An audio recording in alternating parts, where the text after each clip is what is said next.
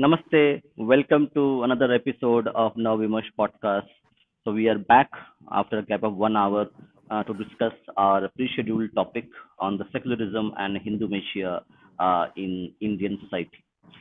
So today we have with us Dr. Bijeet Prasantha, who is a scientist and an author. So you can see the book. He has written this book called History of Hindumasia and Hindu Genocides. Okay. So he is an author. So he has done his research on historiography of genocides committed against Hindus across 1,000 years. Okay, from invasion of Gauri. So, and he's writing a new book on philosophy. So, this is going to be a kind of a precursor to his book on philosophy. And he's going to give a kind of a sneak peek into the subject that he's going to delve in his new book. So, Namaste, Vijitda. Welcome to the show. Namaste. Thank you for hosting me. Yes, yes. Thank you. And we appreciate you giving us time. So, it's really honor for us to have you on the show. And Namaste, Vaishali. We really Namaste, love you Vaishali. as an audience. Okay. So Bijidda, so today is going to be a topic on philosophy. The philosophy is Right. a little bit difficult topic for people to like comprehend because it's in nature is abstract in general. So why don't you just and one more thing, for the audience who are joining, we have a guest with us. Okay, a guest, Shumanda. Namaste, Shumanda. I think Sumanda is fixing his mic, Hello. so let him fix his Huh. mic. Yeah, yes, yeah, Abhijita. So you can start with an overview that when you talk about Hindumasia and secularism as a connection. So start with that and give audience a perspective. And before you start, people who want to come to our podcast live, ask questions to me or put your opinions on the topic. You can find the link in the members only post, which is there. So you can use the link and join us to share your opinions live directly with me and with the ask questions with Vijit as well. And that will happen around 40 minutes prior to end of the show. So do join us and share your opinion live with us. So Vijit, over to you. Thank you. Right. So the topic of today's discussion is how Indian secularism over time has become a tool of Hindu Misia. Misia is hatred. So it's sort of a Hindu hatred that from which secularism actually emerged, and now it is being weaponized by various factions, ideological factions, to further propagate Hindu Misia in the subcontinent as well as globally. This is the topic of Bijit, today. Bijit, for people who are not very initiated, the word Hindumasia, if you can explain, because a lot of people don't know the real meaning of Hindumasia. So Right, right. So Hindu Misia is like Hindu plus Misia. Misia is hatred. It's sort of a irrational hatred, and so you know that Hindus are not a very offensive race. Historically, we have not killed a bunch of people, colonized them, and like we are not that atrocious, bad race that believes in controlling others, right? Posing ourselves as superior to some other race and all these things. So there is, and we know that practically there doesn't exist any fear about Hindus. I mean, no one look at Hindus as a very like fierce creature or race which will sort of roll over their civilizational values or do some damage to their nation or their own values, so to say. So there is no Hindu phobia, right? But there exists some Hindu misia. There exists some Hindu hatred in the sense that exist some other factions in this world who believe that Hindus are not good, and they must be hated because they have a certain faith which are not in accordance with their own faith. And for that, Hindus ideally should not exist, or they will be punished in this world and in the afterworld. Um, and also Hindu culture is inferior, hence they must be discarded and deleted from the world. And it is just because of the faith and the culture of the Hindus, due to which is not accordance with their own scriptural and otherwise other kind of values. And it is because of these things that Hindus must be hated, right? And in some faction, this is a spiritual task to hate Hindus, because Hindus are the others, right? Hindus are the kafirs, Hindus are the unbelievers. So, and this hatred, I must not mention here that, I mean, I must mention here and also keep it implicit that this Hindu hatred in is some sort of a spiritual task in some factions, right? So, and also because it is quote unquote scriptural, and there is no fundamental basis behind it, hence it is irrational hatred. So this is what Hindumisia actually means, कि it is irrational hatred for Hindus. Okay. Now the topic for today is Hindumisia of Indian secularism, right? And why this is a philosophical topic? Because already, I mean, we discussed so much about we have to reclaim our temples, we have to reclaim our civilizational values, we have to quote unquote Hinduize the Indian state.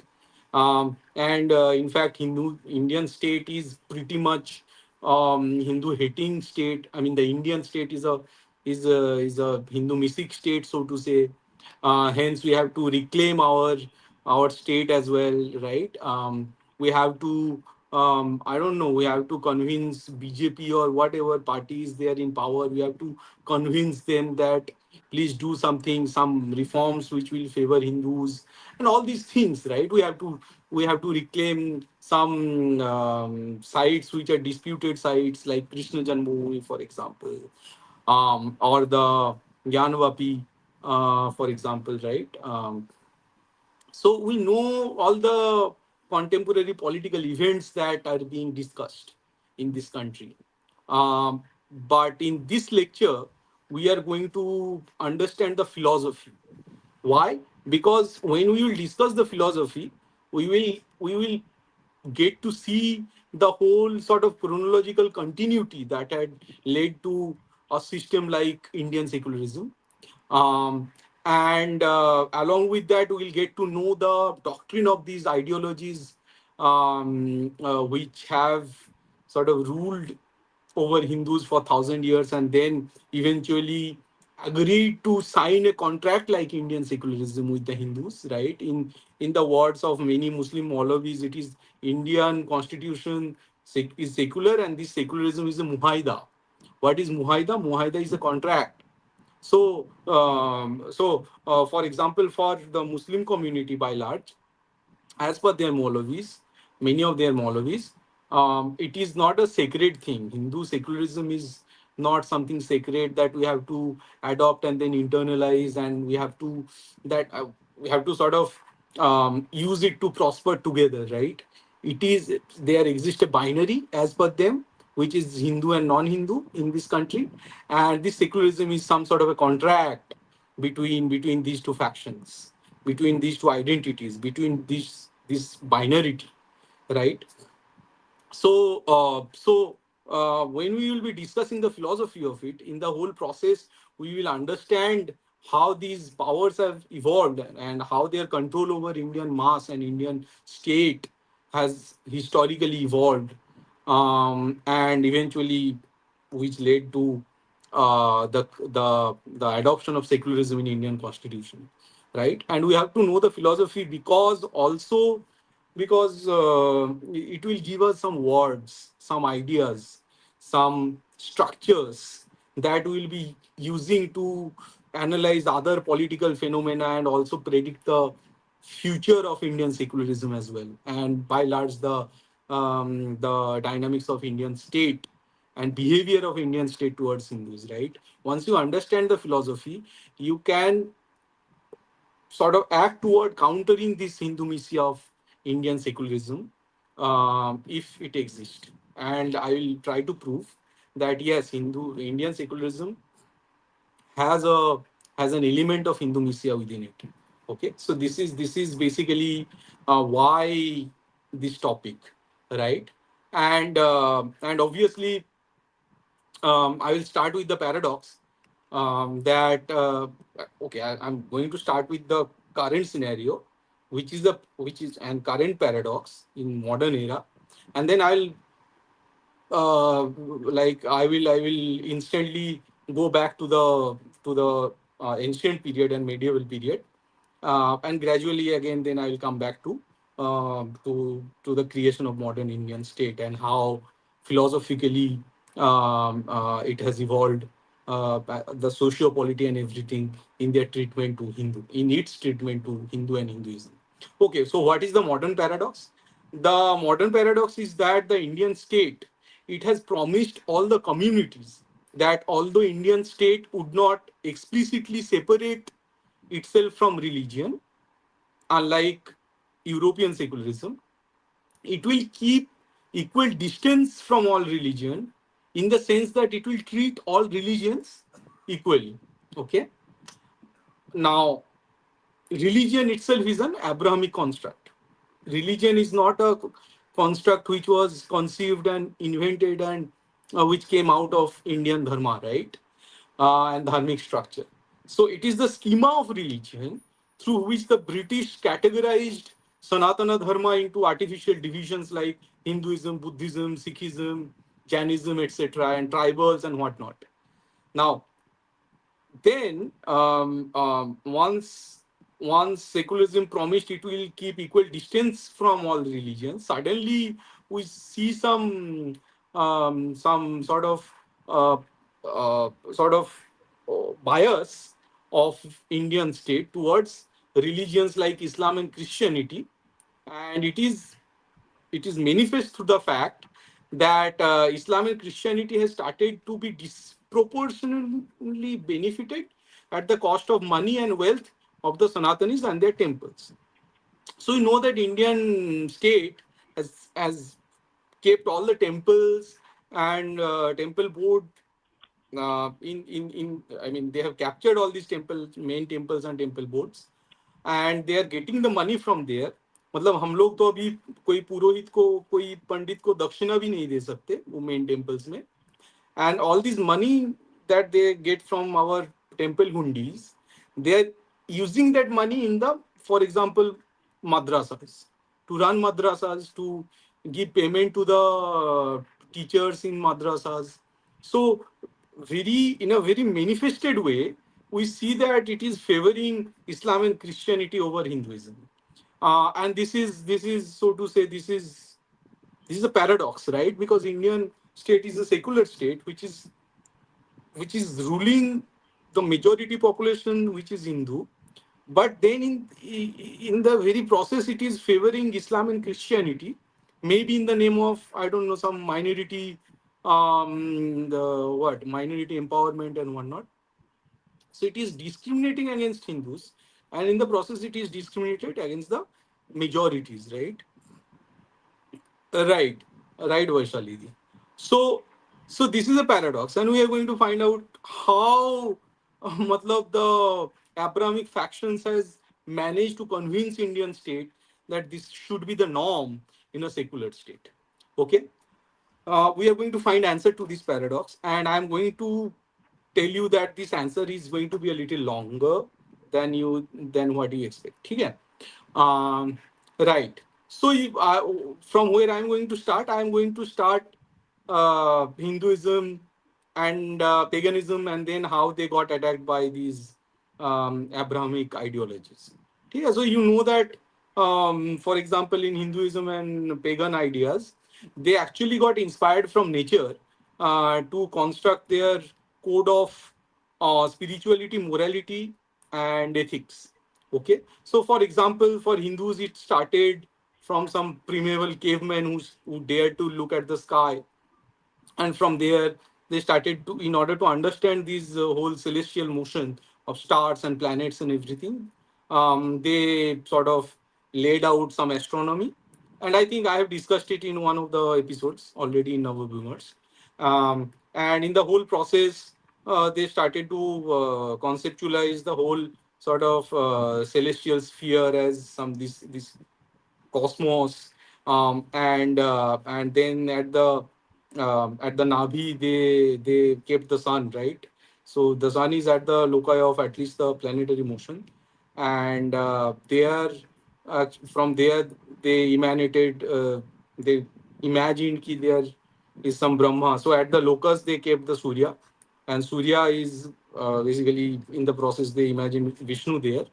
And Vishnu is one of the Adityas, by the way. So Vishnu was originally the god of sun, right? And from sun or from Vishnu, the Navi of Vishnu, you have the Brahma, who has created the whole sort of universe. So from this very sort of astronomical knowledge, Hindus spiritualized it and took it to the level of creating devta and conceptualizing them through various metaphysical phenomena. So always there was a connection in Hindus and pagan religions between the nature and their concept of spirituality and their concept of divine and God and whatnot. Right? God is a Christian word, but devtas and Ishwar, right? Now, then Abrahamism got invented, which actually conceptualized God as something or some person, some old guy who is totally detached from this whole universe, who is sitting at some heaven, which is, I don't know, above us. I mean, in the strict way, there is no above and below because the earth is moving, right? Ek minute.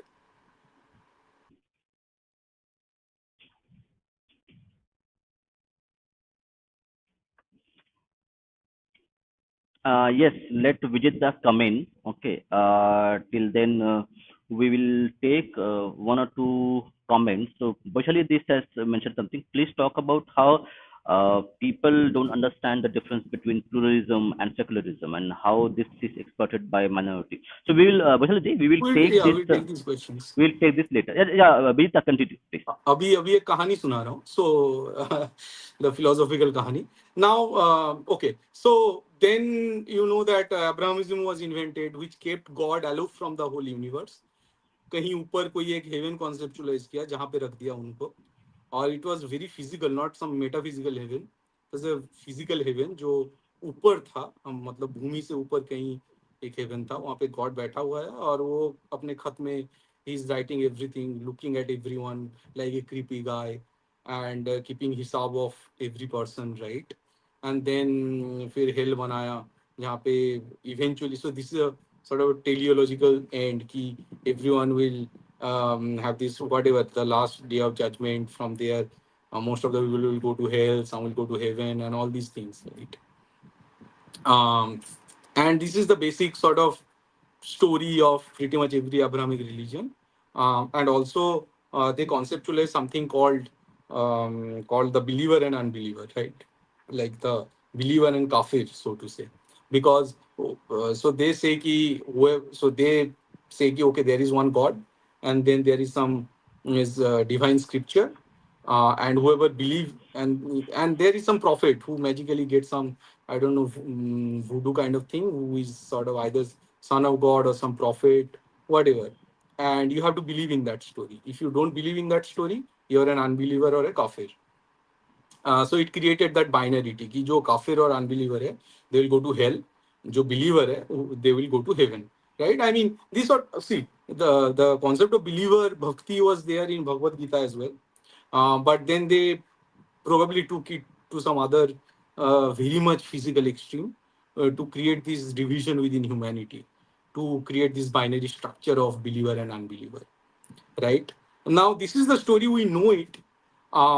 At this very sort of construction since okay, so some part of history. So okay, so once you had these Abrahamic theories, you know that then Christianity near when the Constantine the Great got converted, he started to sort of attack the pagan temples in Europe, and in Istanbul, for example, in various places I mean, across the Europe and Egypt and Turkey, all these places, he started to sort of destroy the pagan temples, um, and he started to convert them to Christian structures, okay, which will later be called churches.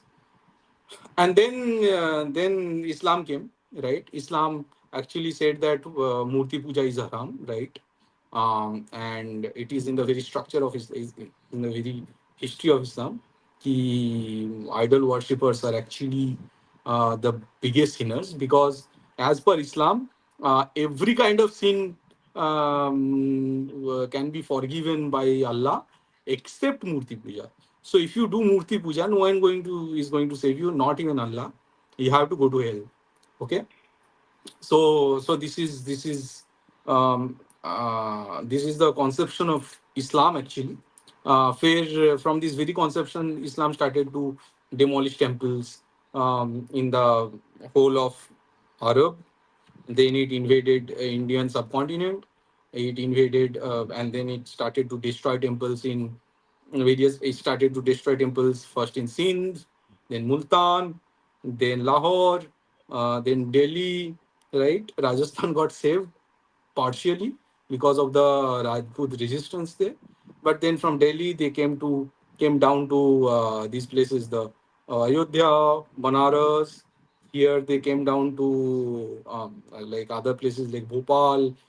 I mean, all the main cities that were there, Ujjain, Indore, right?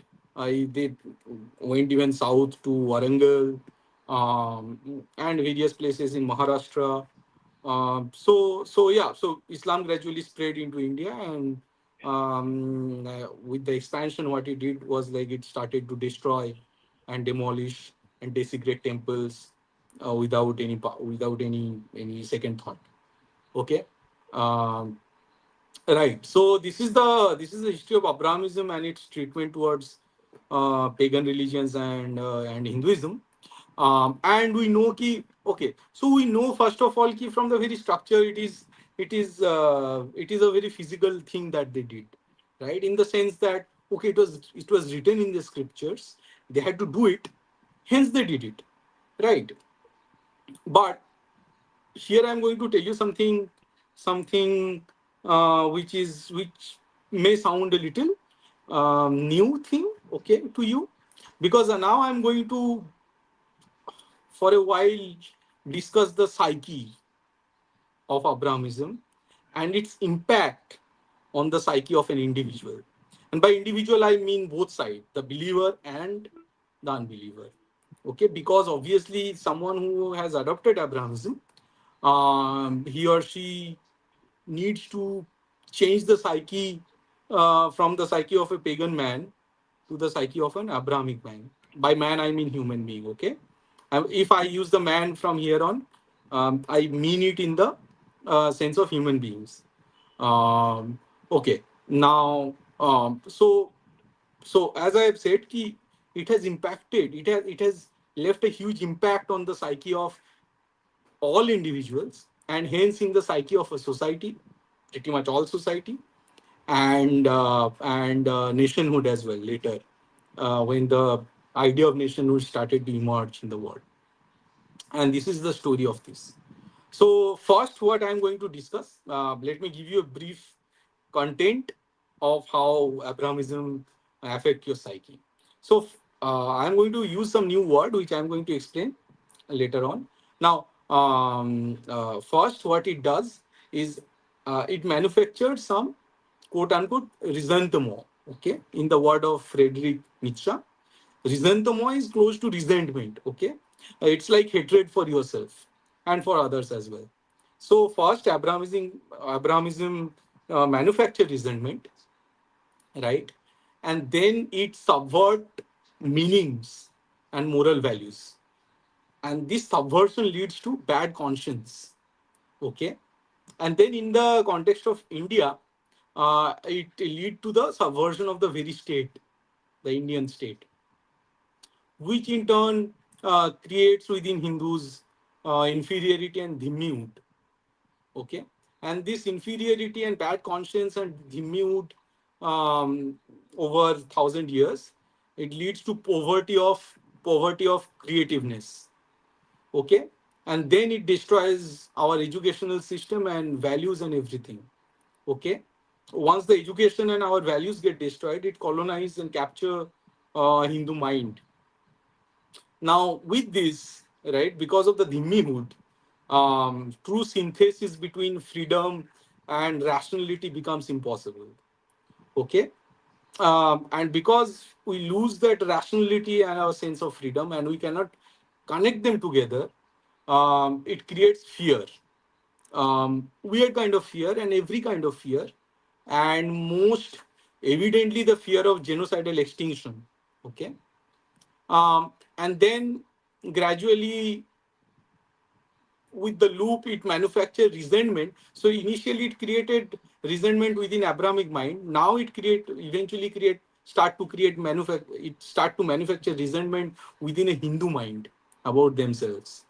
Okay, and using this sort of resentment of a Hindu mind, the resentment about themselves, the Indian state can import intention morality. Okay, मतलब धंधाबाजी जिसे कहते हैं, बंगाली में धंधाबाजी बोलते हैं, right, intention morality, like secularism. And I'm going to prove that secularism is an intentional morality. And so Indian state using the mood and resentment of a Hindu mind, Indian state import the intentional morality, like secularism, that Hindus could eventually accept as a principle of this land. Okay, it's a it's a subversion, but nevertheless, because Hindu mind gets subverted and afraid, and it start to hate itself, it accept intention morality like secularism, and eventually then I am going to project it to future to show ki how this secularism will, I mean, it has been used and it will be used to commit Hindu genocide. Um, I don't know. I should not have used the word, but like, okay, so it is going to do something bad for the Hindus. Okay, so this is the whole sort of content of the discourse that we are going to have from here on. Right. So the first point was how Abrahamism manufactured resentment within an Abrahamic mind, within an Abrahamic individual first. Right. So as we know ki, it was when the paganism got defeated by this Abrahamism, and it was I mean sort of adopted and appropriated by powers like Christianity, ideologies like Christianity or Islam. It was actually what I'm saying ki it was the defeat of depth and spontaneous human values before the shallow skin of a chameleon, right? So a pagan man was a spontaneous man. I mean, um, whatever he created, it created from whatever he observed outside, right? And he did not have a end in mind कि I will create this sort of political ideology जिसके पीछे लोगों को भगाऊंगा, right, whatever spiritual idea he created, it was basically, it was spontaneous in a way, and hence the moral values were also very much spontaneous. And due to this spontaneity, a pagan man did not have a split within his own mind about ki okay, what I'm doing is wrong. He did not have this sort of constant tussle between himself. He was very much in coherence with his action. His mind was in huge coherence with his action, and because primarily because the morality was coming from within and not from some external book or external god watching him. Okay, so now the victory of Abrahamism created a God who sits in a remote heaven and to whom a human must submit without a question.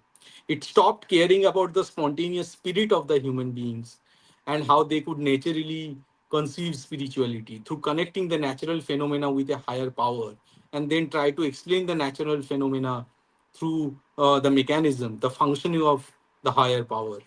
Abrahamism, in this way, tried to kill the indomitable human spirit to know the unknown, to see the unforeseen, to sell off contemporary conservatism with the hope of new discoveries, right? So Abrahamism instilled a weird sort of braggadocio, right? Ek ahankar in an Abrahamic man, and it's sort with the doctrine that first of all, the God had sent a book from the heaven to earth. Secondly, humanity must abide by the rules inscribed in that book from the sky. Thirdly, any deviation in human behavior, moral, or society from that one specific book will lead humanity to rot in hell. And fourthly, all structure that a man can conceive. Promethean channel suggested booking on the review speaks about respect for nature, the initial guiding principle. I see. Right. Um, right. This is what I have discussed. Thank you for summarizing it in such a nice way. And fourthly, all structures that a man can conceive in the realm of ethics, morality, society, science, technology, and culture should and would obey the basic and advanced structures delineated in that one book from the sky. मतलब जो भी होगा वो book के हिसाब से होगा, right? क्योंकि उस बुक में apparently सब कुछ लिखा गया है, and whatever has to happen has to be explained in the realm of that book and nothing from outside.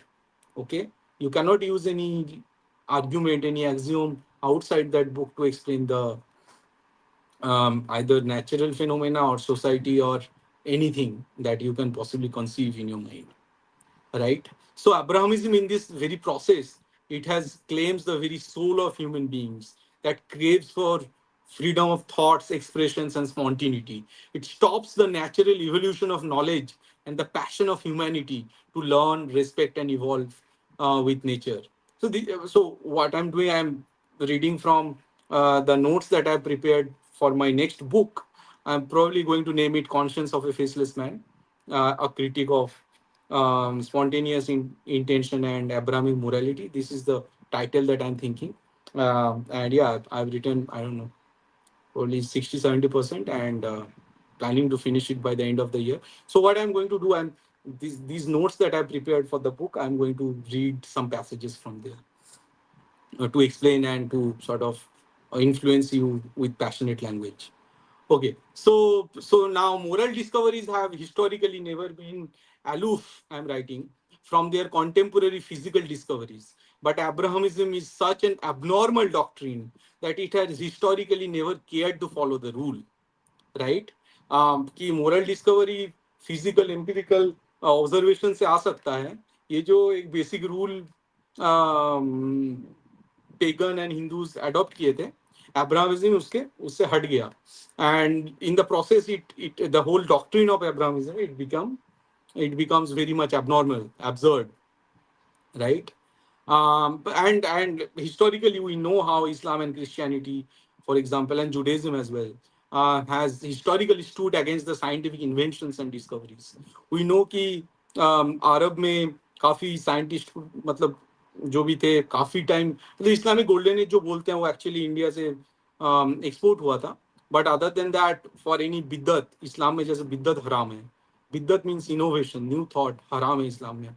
Christianity में जैसे गैलीलियो को मतलब was kept in prison till he was dead. फिर ये जो heliocentric and geocentric मॉडल का जो whole tussle चला, मतलब Europe could not evolve from this whole tussle for a very long time. And also, if you consider, Europe has gone through the dark age, which was at least around at least I think it was 1400 years of dark age Europe has gone through, right? Why? Because this whole Abrahamic doctrine, it was such an abnormal doctrine that it did not care about the physical discoveries. And it did not care to sort of keep their moral values in accordance with the physical discoveries, right?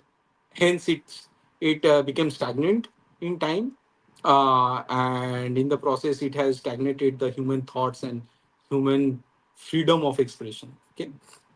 Now, no wonder how an Abrahamic cult or religion fails to go beyond physical discoveries, and worst of all, the superficial physicality that exists at the surface level of society, history, science, and civilization, right? Because it does not understand the very physics of nature and the metaphysical structure. It can never come up with sort of metaphysical principle which will evolve to spiritual principle in the whole process of human understanding. These Abrahamic cults only care about protecting by force, by hook or by crook, their holy books and the words therein, no matter how false and how unscientific they are.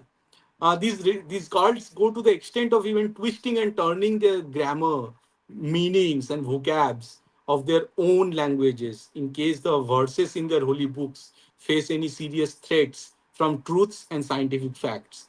मतलब अगर scientific fact अगर तुम्हारे face पे आ गया कि सबको मानना पड़ रहा है, in that case they going to change the whole grammar, whole vocabulary, उनके डिक्शनरी बदल देते हैं और उस हिसाब से फिर वर्ड सेम रह जाता है, वर्ड्स को री एक्सप्लेन कर देते हैं. ठीक है, उस हिसाब से अलग अलग फिरका जन्म लेता है. No wonder these cults care a hang about the search for grand truths and values which are manifest in the geometry and genesis of the universe and in the world of life and vitality. These cults trap themselves into this frail functoid of creating vertical divisions within humanity in the socio-political benefit of the contemporary priestly classes. This frail functoid only breathes fire in that specific contemporary socio-polity out of which it was born, and only does promise a temporary solution at best, at the cost of ruining the infinite potential of humanity. ठीक है, मतलब basically ये क्या करते हैं कि contemporary socio polity को guide करने की कोशिश करते हैं through some priestly classes, right? Prophet हो गया, पादरी हो गया, इनके through. And in the process, it because it is they are inherently atavist, right? They end up ruining the infinite potential of humanity, right? So in search of objectivity that is absent otherwise in an Abrahamic and a non-Abrahamic man. Okay, so in search of objectivity that is absent between otherwise between a Abrahamic non-Abrahamic men, Abrahamism creates the values of resentment. Okay, now I am quoting Friedrich Nietzsche, so I'm just going to enter his framework for a while. And Nietzsche said that the value of resentment is instilled in the mind of Abrahamics. It is a kind of slave morality. Slave morality मतलब जैसे भेड़ों का जो भेड़िया है ना, उनका जो sheep का जो मेंटालिटी होता है, स्लेव का एक जो जिस काइंड ऑफ मेंटालिटी होता है कि surrender, superstition, lame explanation of events.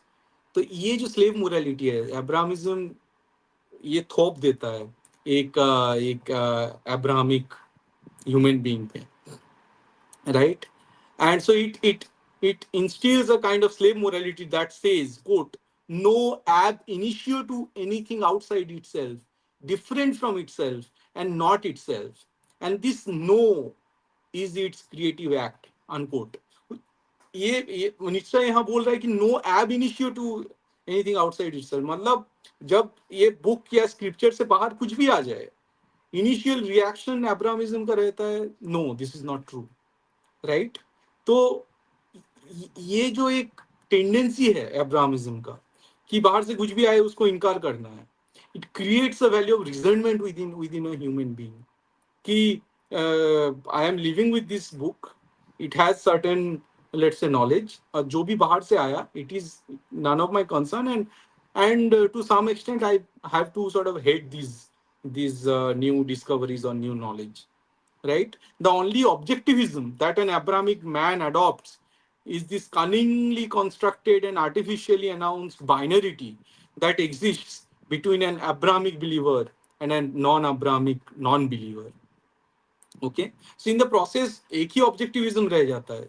मतलब अगर कोई अब्राहमिक बंदे के पास कॉन्स्टेंटली इंफॉर्मेशन आ रहा है, नॉलेज आ रहा है, और उसके हिसाब से वो फिल्टर कर रहा है कि इसको रखना है क्योंकि वो बुक में है, इसको इनकार करना है क्योंकि बुक में नहीं है. तो in the whole process of this whole filtering, एक चीज इनवेरिएंट रहता है, एक चीज ऑब्जेक्टिव हो जाता है, which is this कि there exists a binarity between what I believe and what a kafir believe, right? In this whole process वो खुद को एक अब्राहमिक नॉन बिलीवर से खुद को अलग कर लेता है, एक नॉन अब्राहमिक पर्सन से वो खुद को अलग कर लेता है, एंड दिस इज द रिजनमेंट. सो एक रिजनमेंट ऐसा हो गया कि अच्छा मतलब खुद के अंदर रिजनमेंट कि जो बाहर से आ रहा है मुझे इनकार करना होगा, right, even if it seems to be true. और दूसरा रिजनमेंट हो गया कि जो बंदा अब्राहमिक नहीं है उसके साथ मेरा एक फर्क है, और वो जिसको यकीन करता है मैं उसको यकीन नहीं करता हूँ, राइट. तो ये दो resentment in the whole process Abrahamic doctrination I would say, ये एक अब्राहमिक पर्सन के अंदर क्रिएट हो जाता है. ठीक है, तो ये गया manufacturing रिजनमेंट.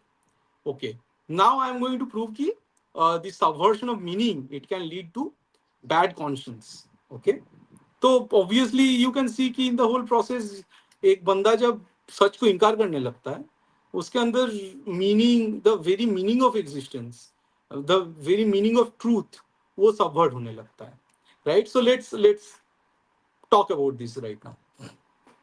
Okay, so huh. So first I'm going to say कि externalization of values and birth of the intention morality or scriptural morality, right?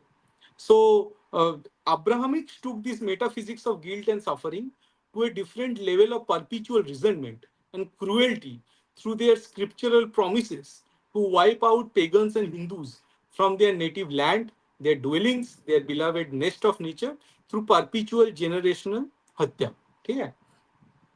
Now, previously, for a spontaneous, unconverted man, guilt was the result of his internal judgment about himself, stemming from the misalignment of his duties and his actions as perceived by his own conscience. एक pagan बंदे के पास, एक हिंदू बंदे के पास, who is unconverted, who is spontaneous, उसके अंदर guilt कैसे आता था? गिल्ट ऐसे आता था कि मेरा एक ड्यूटी है, मेरा एक एक्शन है. ठीक है, मेरा जो ड्यूटी है वो मैं कर पाया कि नहीं कर पाया, और ये एक अपना कॉन्शियंस से आता है. अपना कॉन्शियंस बोलता है कि तुम्हारा ये ड्यूटी है, एंड इन रियलिटी तुम ये एक्शन परफॉर्म कर रहे हो. वो जो गैप है वहां से गिल्ट आता है. So it the guilt comes from with in, it does not come from some other thing or old man sitting outside. But in Abrahamism, this judgment of guilt was externalized to a specific book or a specific god or a specific padri or a specific prophet. Man himself was not the sole judge anymore to give a verdict on whether he should feel guilty for his own action after asking his inner conscience. Guilt was now a punishment imposed by an external judgment. It was either the divine book or God or prophet onto his conscience for mismatching his action or behavior with the expectation set by the agent. कि book में क्या लिखा है, God क्या बोल रहा है, जो बाहर वाला बुढ़ा बैठा हुआ है ऊपर, प्रॉफिट क्या बोल रहा है, और तुम उस हिसाब से नहीं मान रहे हो वो, तो तुम्हारे अंदर गिल्ट आना चाहिए. So now they externalised their sort of own morality because they externalize their morality to an external agent. तो बाहर वाला जो एजेंट है वो डिक्टेट कर रहा है कि गिल्ट कैसे आएगा. Now, okay, the cult and its god, okay, the judge to decide guilt was a foreign agent, now sitting in the seventh heaven, watching him all day, every day, and passing judgment for his every little behavior. तो उस हिसाब से बंदे के दिमाग में क्या चल रहा है कि ऊपर कोई सेवेंथ हेवन में गॉड बैठा है, वो मुझे हमेशा मतलब क्रिपीली देख रहा है, मैं कुछ भी कर रहा हूँ, मतलब कुछ भी कर रहा हूँ, what ever you can imagine, right. वो मुझे हमेशा देख रहा है, उसके हिसाब से वो अपना नोट डाउन कर रहा है, और फिर वो बोल रहे हैं कौन सा सही है गलत है, right. This furthermore reduced every promise of a man to his society down to the level of a social contract. The duty of a man stopped being a spontaneous inner calling and became part of his barter and trade with the society. So यहाँ पे मैं बोल रहा हूँ कि जो every promise of man, एक man जो प्रॉमिस कर सकता है खुद को, सोसाइटी को, राइट, अब वो एक सोशल कॉन्ट्रैक्ट बन जाता है. अब एक ह्यूमन बीइंग का सोसाइटी की तरफ ड्यूटी नहीं रहता है, सोसाइटी के साथ एक कॉन्ट्रैक्ट बन जाता है. राइट, कि सोसाइटी क्योंकि डिक्टेट हो रहा है वो गॉड द्वारा। सो मुझे क्या करना है, वो कहीं लिखा हुआ है, कोई बुक में लिखा हुआ है, तो मुझे उस हिसाब से रिएक्ट करना है। अंदर का जो कॉलिंग है वो बंद करके वो बाहर का जो एजेंट है उसके हिसाब से वो एक्ट करने लगता है। सो ये पूरा जो चीज है उसका जो बिहेवियर है वो एक सोशल कॉन्ट्रैक्ट बन जाता है, right. A man no longer has anything to promise to a society.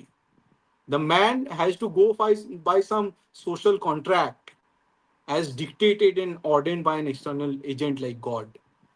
The duty of a man stopped being a spontaneous inner calling and became part of his barter and trade with the society. ठीक है। सो हाँ, सो फिर इससे क्या होता है, इससे basically अंदर का जो कॉल है वो खत्म हो जाता है। तो जो सेंस ऑफ सफरिंग है वो भी थोड़ा सबवर्ट हो जाता है। कैसे? Now the transition of humanity from quote I myself feel guilty hence I must suffer to I feel guilty hence you must suffer is the most tragic of all tragic evolution. मतलब कि एक जैसे Abrahamic, consider an Abrahamic man, right? If he sees there is some social menace, some social curse, some social wrong, तो उसके दिमाग में पहले आता है कि this is due to the curse of God. God is enraged. Why God is enraged? Because, for example, the whole world is not converted. Because there are some kafirs who are existing at some corner of this world. Due to them, some wrong is happening. उसके वजह से मेरे साथ बुरा हो रहा है, right? So it is the transition of humanity from I myself feel guilty, hence I must suffer, to I feel guilty, hence you must suffer, hence the kafir must suffer. ठीक है, ये जो ट्रांजिशन है, this is the tragic evolution of all tragic evolutions. Okay, it's the most tragic evolution. It is the most unfortunate epitome of the evolution of tragedy. And this single tragedy, along with generational hatyas, Gana hatyas, has finally succeeded in their much coveted, much ambitious project, namely mortalization of Hindu ideals, right? तो ये जो Hindu immortal ideals है उसको भी मॉर्टलाइज कर देता है, जो मैं थोड़ा बाद में डिस्कस करूंगा। सो हियर आई प्रूव्ड कि एक अब्राहमिक मैन कैसे सफरिंग, गिल्ट, एनवी सबको एक्सटर्नलाइज कर देता है, right. And in the whole process जो मीनिंग ऑफ लाइफ है वो सबवर्ट हो जाता है, राइट। क्योंकि सच के साथ रहना नहीं है, स्क्रिप्चर के साथ रहना। So you have to subvert the meaning, and now this subverted meaning it leads to bad conscience. Okay, okay, so the internal compass that once guided our actions and choices was deeply undermined with the advent of Abrahamic religions. What was originally a natural consequence of human condition gradually became an artificially imposed construct, a byproduct of centuries of cultural subjugation, the Abrahamic subjugation. Through a twisted manipulation of our instincts, humanity was made to feel guilt, guilty and self-loathing, and a destructive inner conflict soon arise. The root of this bad conscience, right? कि हमेशा guilt feel करना है, मतलब इतना guilt feel करना है। Just imagine how suffering and guilt was sort of spiritualized in doctrines like Christianity. मतलब suffering को इन्होंने स्पिरिचुअलाइज इतना कर दिया कि उन्होंने जीसस को एक क्रॉस में टंगा दिया। मतलब एक भगवान को उन्होंने क्रॉस में चढ़ा दिया और उसे नेल कर दिया। So this is the extent to which Christianity has gone to spiritualize suffering and this conflict within yourself, this guilt, right? कि ये जो सफरिंग है ये स्पिरिचुअल है, तुम भगवान के लिए जो सफर कर रहे हो वो स्पिरिचुअल सफरिंग है। इस तरह से जो सबसे गंदा स्लेव मोरालिटी था उसको स्पिरिचुअलाइज कर दिया क्रिश्चियनिटी ने। और उस मतलब बिकॉज जैसे जीसस को क्रॉस में टंगा दिया और उसके लिए खुद को दोषी ठहरा दिया कि humanity is guilty of this crime, और उसके हिसाब से फिर इटर्नली पूरे ह्यूमैनिटी को एक बैड कॉन्शियंस में डाल दिया। कि we are responsible for this for Jesus being crossed, okay, Jesus being nailed. So this root of bad conscience, it's not sourced from our inherent spontaneous nature, but it generates from the Abrahamic assumption that all human beings are sinners. This false assumption is fabricated to deliberately distort the human instincts and desires through forceful imposition of Abrahamic scriptures. Hence, this birth of bad conscience, it is not a natural outgrowth of individual actions or reflections, but rather the result of an oppressive social mechanism that imposes a value system foreign to human beings' natural instincts. The subversion of meaning is the first step in this process, right? Consider a human being, once capable of experiencing the full breadth of their instincts. Instincts of power, aggression, desire, vitality were gradually molded by emerging religious and moral systems into a sheep, into something less than themselves, something ashamed of their very nature. The concept of bad conscience does not arise from free will of the individuals. It is the artificial creation, a product of slave morality that imposes guilt upon natural impulses. Matlab, if you are feeling, you are having pride, if you are having feeling powerful, if you are feeling aggressive, if you are desiring something, if you are having vitality, her time पे खुद को question करना है कि कि मतलब I am wrong, right, I am not being submitted and devoted to God, and the God will not sort of pardon me for these sort of sins, right? जो खुद का instincts है उससे खुद को अलग कर दिया. Here I am not saying कि मतलब तुम्हें बिल्कुल बह जाना है, उसके लिए दम्यता तो है, रिस्ट्रेंट तो obviously is a quality, but यहाँ पे जैसे the very very pride of a man, right, a human being, उसको जैसे दबोचा गया. The mechanism of the subversion is simply yet profound. The meanings are hijacked. What was once a source of strength, our primal will to power, our desire to overcome, to express our energy, becomes a source of guilt. In this Christian tradition, for instance, virtues such as blindness of faith, meekness, surrender, and self sacrifice become sanctified, while the natural impulses for strength, self assertion, and pleasure were demonized, which used to be an Arya's instinct of power, which was once an unshackled force of creativity and vitality, was now reinterpreted as sinful and dangerous and in Abrahamism. What was once celebrated as greatness became reviled as arrogance. The strong, the powerful were condemned as the haughty unbelievers by the very society that had once respected them. तो मतलब इसका एक historical sort of origin भी है, क्योंकि initially for example Christianity, right, it was मतलब it was not a belief of the noble man in Rome, in the Rome for example. वहाँ पे जो नोबल लोग होते थे, they did not believe in Christianity, तो वो एरिस्टोक्रेट नोबल होते थे, इसलिए जो जहाँ से क्रिश्चियनिटी आया था वो नीचे तबके से, they used to have envy towards this noble man.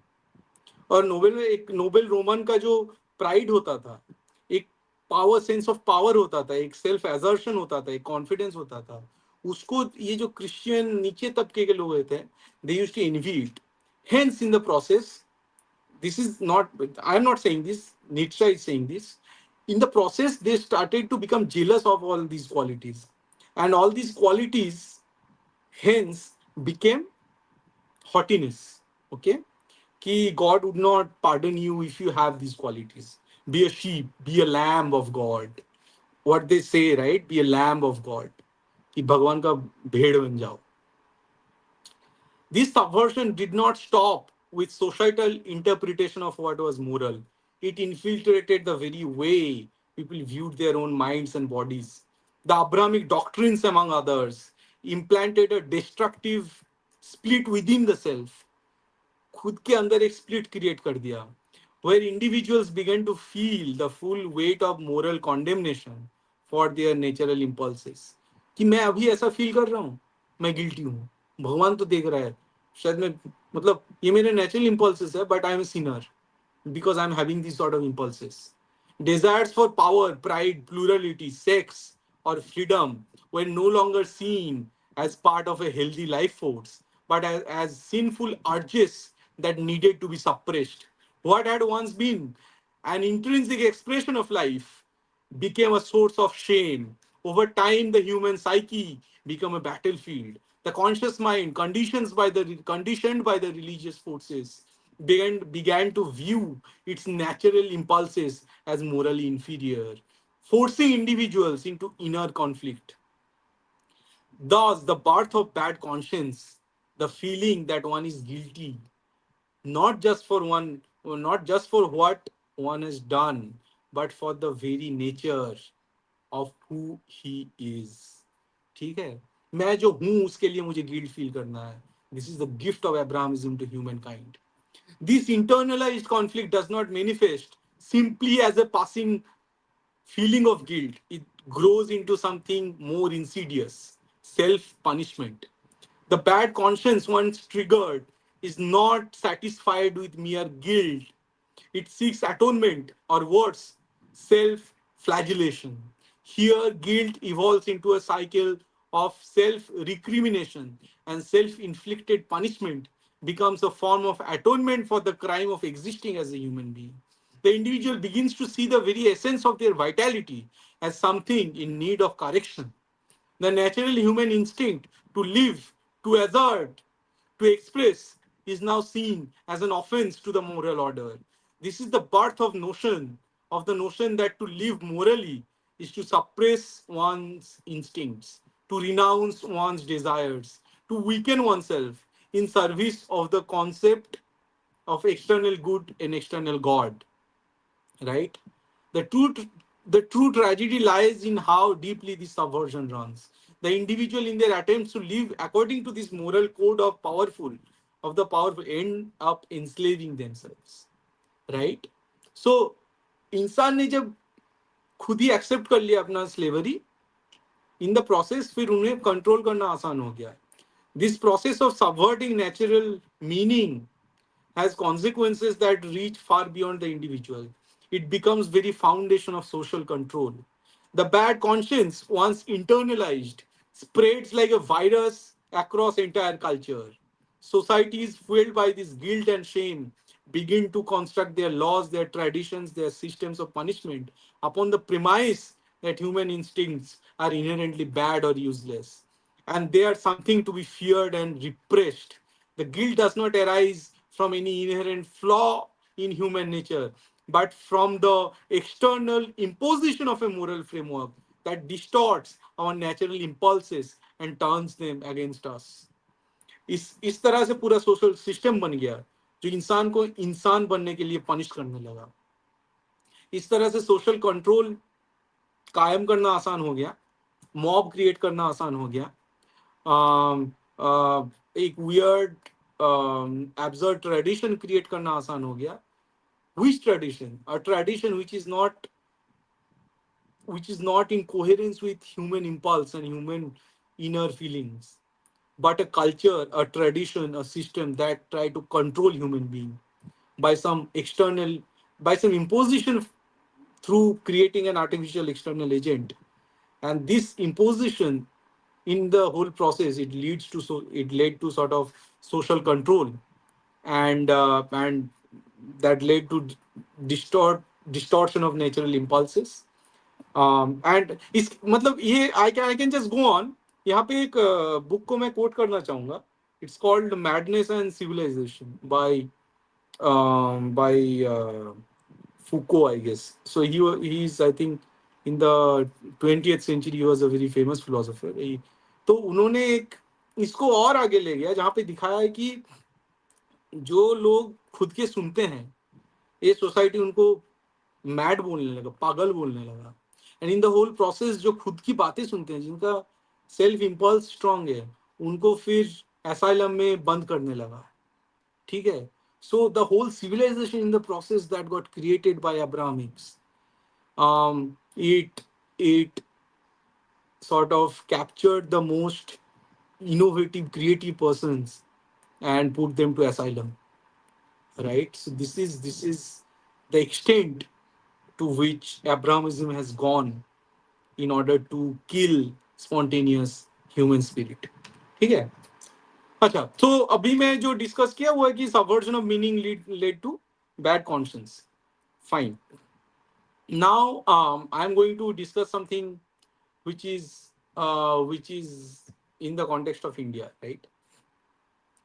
So I'm now coming back. Now in the if you if you discuss the history of India, for example, since at least 1000 AD, you know that Bin Qasim came 712 AD, destroyed a bunch of temples and a bunch of towns, including Multan and Sindh. And then came the next big attack was by Mahmud Ghaznavi, 18 invasions from 1000 AD to 1028 AD, I guess. And he destroyed a large part of our North India, the temples, universities, cultures. ठीक है. Wealth, looted a huge amount of wealth. um, फिर दिल्ली सल्तनत आया, घुरी आया, दिल्ली सल्तनत establish हुआ, मुगल आए, ब्रिटिश आए, राइट? बीच में थोड़ा मराठा एम्पायर था, but for a very small sort of extent in time. So Hindus for a very large time, their culture got captured, right, by external Abrahamic powers, first by Islam and then by Christianity. And in the process, Hindus became dhimmi or zimmi. Jimmy मतलब जो खुद का जो ध्यान नहीं रख सकता, जो खुद का रिस्पॉन्सिबिलिटी नहीं ले सकता, जिसका जिम्मा कोई और लेगा. कौन लेगा? स्टेट लेगा. विथ स्टेट, इधर शरिया स्टेट, इस्लामिक स्टेट और ब्रिटिश स्टेट. ठीक है. So now I am going to discuss कि ये जो अब्राहमिक थियोलॉजी है, जो अब्राहमिक कम्युनिटी को डिस्ट्रॉय किया पहले. Now I'm going to discuss how it is going to destroy India and Hinduism of this land. ठीक है. Kind of like Sadat Hasan Manto's rebellion that you did not understand. Right, right. Okay. So first I'm going to argue that GENOCIDED colonized or Zimmi state can never forge a true synthesis between freedom and rationality. Freedom and rationality, these are the one of the, I mean, the two most fundamental primal instinct within a man. Okay. And they are actually connected. But I'm going to argue here कि colonized or Zimmi um, uh, sort of community, they can never forge a true synthesis between freedom and rationality, right? So I'm writing here. How would one recognize the colonized Zimmi state? The answer lies not in the external markers of oppression. कि बाहर से जो for example Islamic state है, Christianity है, वो तो अपना अलग तरीके से एट्रोसिटी चला रहा है. But that is the external marker, right? um, we are going to find out something more subtle than that. The true mark of such a state is found in the distortion of its most sacred primal force, freedom. In a colonized Zimmi state, freedom and rationality are not bound together in their natural dynamic relationship. They are, in fact, divided, betrayed, and disfigured. The split is the very signature of a Zimmi state or a Dhimmi state, an artificial, stunted creature where freedom are compromised at every turn, often justified by the most elaborate, rationalized, and eschatological explanation. Eschatological explanation मतलब अंत में जो final day of judgement होगा, वहां पे क्या होगा, उस तरह का जो एक्सप्लेनेशन लाते हैं, जो एक एंड को रख देते हैं, एक एंड में एक यूटोपिया रख देते हैं, उसको थोड़ा बहुत एस्केटोलॉजी कहा जाता है. The colonized state cannot by definition allow freedom to flourish, right? मतलब अगर if you are colonized obviously वहाँ पे फ्रीडम को तो बढ़ने नहीं दिया जाएगा. मतलब इंसान के दिमाग से फ्रीडम को हटा, the freedom will be sort of kept aloof from the whole sort of zimmi colonized community. It is a product of compromise with its own identity. ये समझाएंगे कि मैं तो तुम्हें फ्रीडम दे रहा हूँ, राइट? तुम जिम्मी हो, मैं तुम्हारा जिम्मा ले रहा हूँ, बाहर से कोई अगर अटैक करे उससे तुमको बचा रहा हूँ. So I should have the freedom to everything, freedom to express, freedom to violence, freedom to propagate my religion, right? The state, the very Sharia state or the Christian state, it takes the control of all these things. And in such a state, rationality is not a tool for emancipation. It is a tool for continued submission. इस state में अगर कोई धिम्मी आ गया, जैसे हिंदू धिम्मी बने थे, वहां पे हिंदू, एक आम हिंदू क्या सोचेगा कि मैं तो सेफ हूं ना इसके under. So the only rational thing that I can do right now is सब, like I should submit to the state क्योंकि ये मुझे बचा रहा है.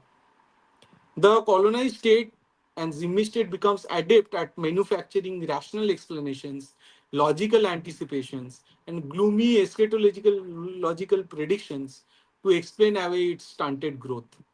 जैसे नेहरू बोल रहा था कि हिंदू रेट ऑफ ग्रोथ मतलब इकोनॉमी पोस्ट 1947 जीडीपी ढंग से बढ़ नहीं रहा है क्योंकि हम लोग हिंदू हैं. तो हिंदू भी मान लिया हाँ यार this is Hindu rate of growth, this stunted growth. But Hindus found some weird rational logical sort of explanation कि हाँ जो नेहरू बोल रहा है वो सही है. बिकॉज इंडिया वॉज अ धिम्मी state, right, and still is to some extent. These excuses, these rationalized compromises, prevent the spirit of the people from bursting forth in full, uncontested glory. And in doing so, the very essence of freedom, spontaneous, bold, untamed, is suffocated. The wild potential of a people's imagination, their will, their spirit, is throttled by the thick chains of rationalized surrender. It is precisely here that eschatology becomes the secret weapon of the colonizer, wielded with calculated finesse. Through the promise that a distant mythical redemption, whether spiritual or political, the colonized state convinces its people that the future will solve the injustices of the present. कि कोई शरिया state हो या British state हो, वो समझाएंगे कि इन मतलब in the end सब कुछ सही हो जाएगा. तुम्हें अब चुप रहना है क्योंकि तुम अगर रिबेल करोगे स्टेट के अगेंस्ट तो वो थोड़ा कियोस क्रिएट करेगा और समाज टूट जाएगा एंड व्हाट नॉट और वट एवर, लोग मरेंगे. तो इससे अच्छा है कि यू स्टे सबड्यूड. और सारे लोग अगर सबड्यूड हो गए, सारे लोग अगर सबमिसिव हो गए towards the state, then then the perfect peace will be attained, right? And British also said the same thing कि we have come to civilize you, कि India civilized नहीं है. So in the end the whole India will be civilized and then we'll live, मतलब then we won't be having any task, तो we will leave India. ठीक है. So this eschatological sort of dream, the utopia, the final resolution, the idea of a grand final resolution becomes the opium that dulls the sharp edge of urgency. The people are taught to wait, to bide their time, to endure the present in silence, for the promised end times will restore what has been lost.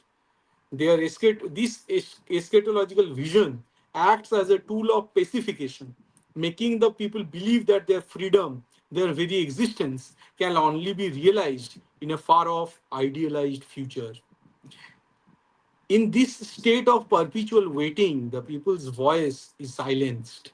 The tongue of the race is slit, not by the blade of force, but by the fatal seduction of hope. Hope for a future that never arrives. India अभी पूरा civilised हो गया है क्या? Waste के नजर में नहीं हुआ. इंडिया में पूरा पीस आ गया क्या, अमन आ गया क्या इस्लाम के हिसाब से? उनके हिसाब से नहीं है, क्योंकि this is a Darul herb, this is a house of war. India एक जंग की जगह है. तो वो जो फ्यूचर इस्लाम या क्रिश्चियनिटी ने सॉर्ट ऑफ इन्विजन कराया था, वो ना कभी आने वाला था ना कभी आने वाला है। बट वो जो समझा रहे थे हिंदू कुछ हद तक उसे मान रहे थे, and in the whole process ये जो इंडिया का ग्रोथ है वो स्टंटेड हो गया, जो स्पिरिट है वो सबड्यूड हो गया, और हम लोगों ने फ्रीडम के साथ कॉम्प्रोमाइज कर दिया, and in the whole process we forgot to forge a true synthesis between freedom and rationality. हम लोगों में स्थविरता आ गया, हम लोगों में स्टैसिस आ गया, and some sort of we lost our rationality, we lost our freedom, and we lost the sense and the knowledge of how to synthesize freedom and rationality together. ठीक है, so मैं थोड़ा पानी पी लेता हूँ। In the process we can take some question and then जो next step है, I think this is getting heavier No, no, but no. final front It's पे हम लोग it's आ गए। it's fine, fine, fine. Yeah, you take water. We'll take Sure, a few questions. I think. Let me मैं हूँ, see. मैं जवाब दे रहा हूँ, थोड़ा वीडियो ऑफ Okay, करना। okay. Yeah, yeah. No, no issues, no issues. So, M. Shastri had a good point. Let me just read. Yeah. So, M. Shastri had a comment. We also need to start defining dharma in terms of uh, okay, swadharma or a rajadharma.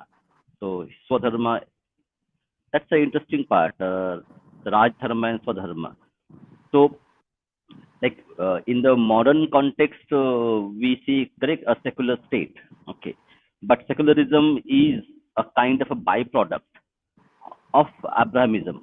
Okay, because secularism came about because of the oppression which was perpetrated by the Abrahamic state itself, church, for instance. So, in terms of the million-year civilization that Bharat is, the concept of secularism does not exist anymore. It never existed. It has still now doesn't exist. Okay, so that's why we need to define the state itself, the state or Rajya itself, in terms of Swadharma and Rajadharma, and that we used to see. If you remember that when the Godhra riots took place, okay, Mr. Atal Bihari Vajpayee mentioned, told Mr. Modi that okay, follow your Rajadharma. So that is the ancient tradition of Bharat, the dharmic tradition of statecraft. That's called Rajadharma. And Swadharma is generally individual driven. Okay, individuals' action. Vijita, do you have any comment on this? Right, I mean dharma का I think we can have another मैंने धर्मा को भी थोड़ा define किया है एक अलग तरीके से, अलग तो मतलब No, ये जो no, डिस्कशन चल रहा है इसको कंटिन्यू करते हुए मैं थोड़ा उस हिसाब से, मेरे हिसाब से धर्मा वो है कि जैसे so there are some natural orders, right, and I think overall Sanatan को ऐसे ही डिफाइन किया गया। no, no. तो He's talking about Swadharma and Rajdharma. So right, वो तो ऑब्वियसली वहीं से निकलता है, धर्मा से निकलता है। इट्स नॉट लाइक कि सम दे आर इन कॉन्ट्रास्ट और they are something in binary. It's just that कि dharma is a genuine being in appearance, ठीक है, व्हिच बेसिकली मीन कि let's say when you talk about physics for example, right, तो we know कि physics में scalability है, which means कि अलग अलग स्केल पे जाओ तो अपेरेंटली दिखता है कि अलग अलग लॉ काम कर रहे हैं। मतलब क्लासिकली इस दुनिया पे हम लोगों को दिखता है कि Newton's law is working, right, and then 10⁻⁶ पे 6 मीटर पे जाओ, वहां पे मेसोस्कोपिक फिजिक्स ब्राउनियन मोशन आ जाता है। फिर 10⁻⁹ 10⁻10 मीटर पे जाओ, वहाँ पे क्वांटम मैकेनिक्स आ जाता है।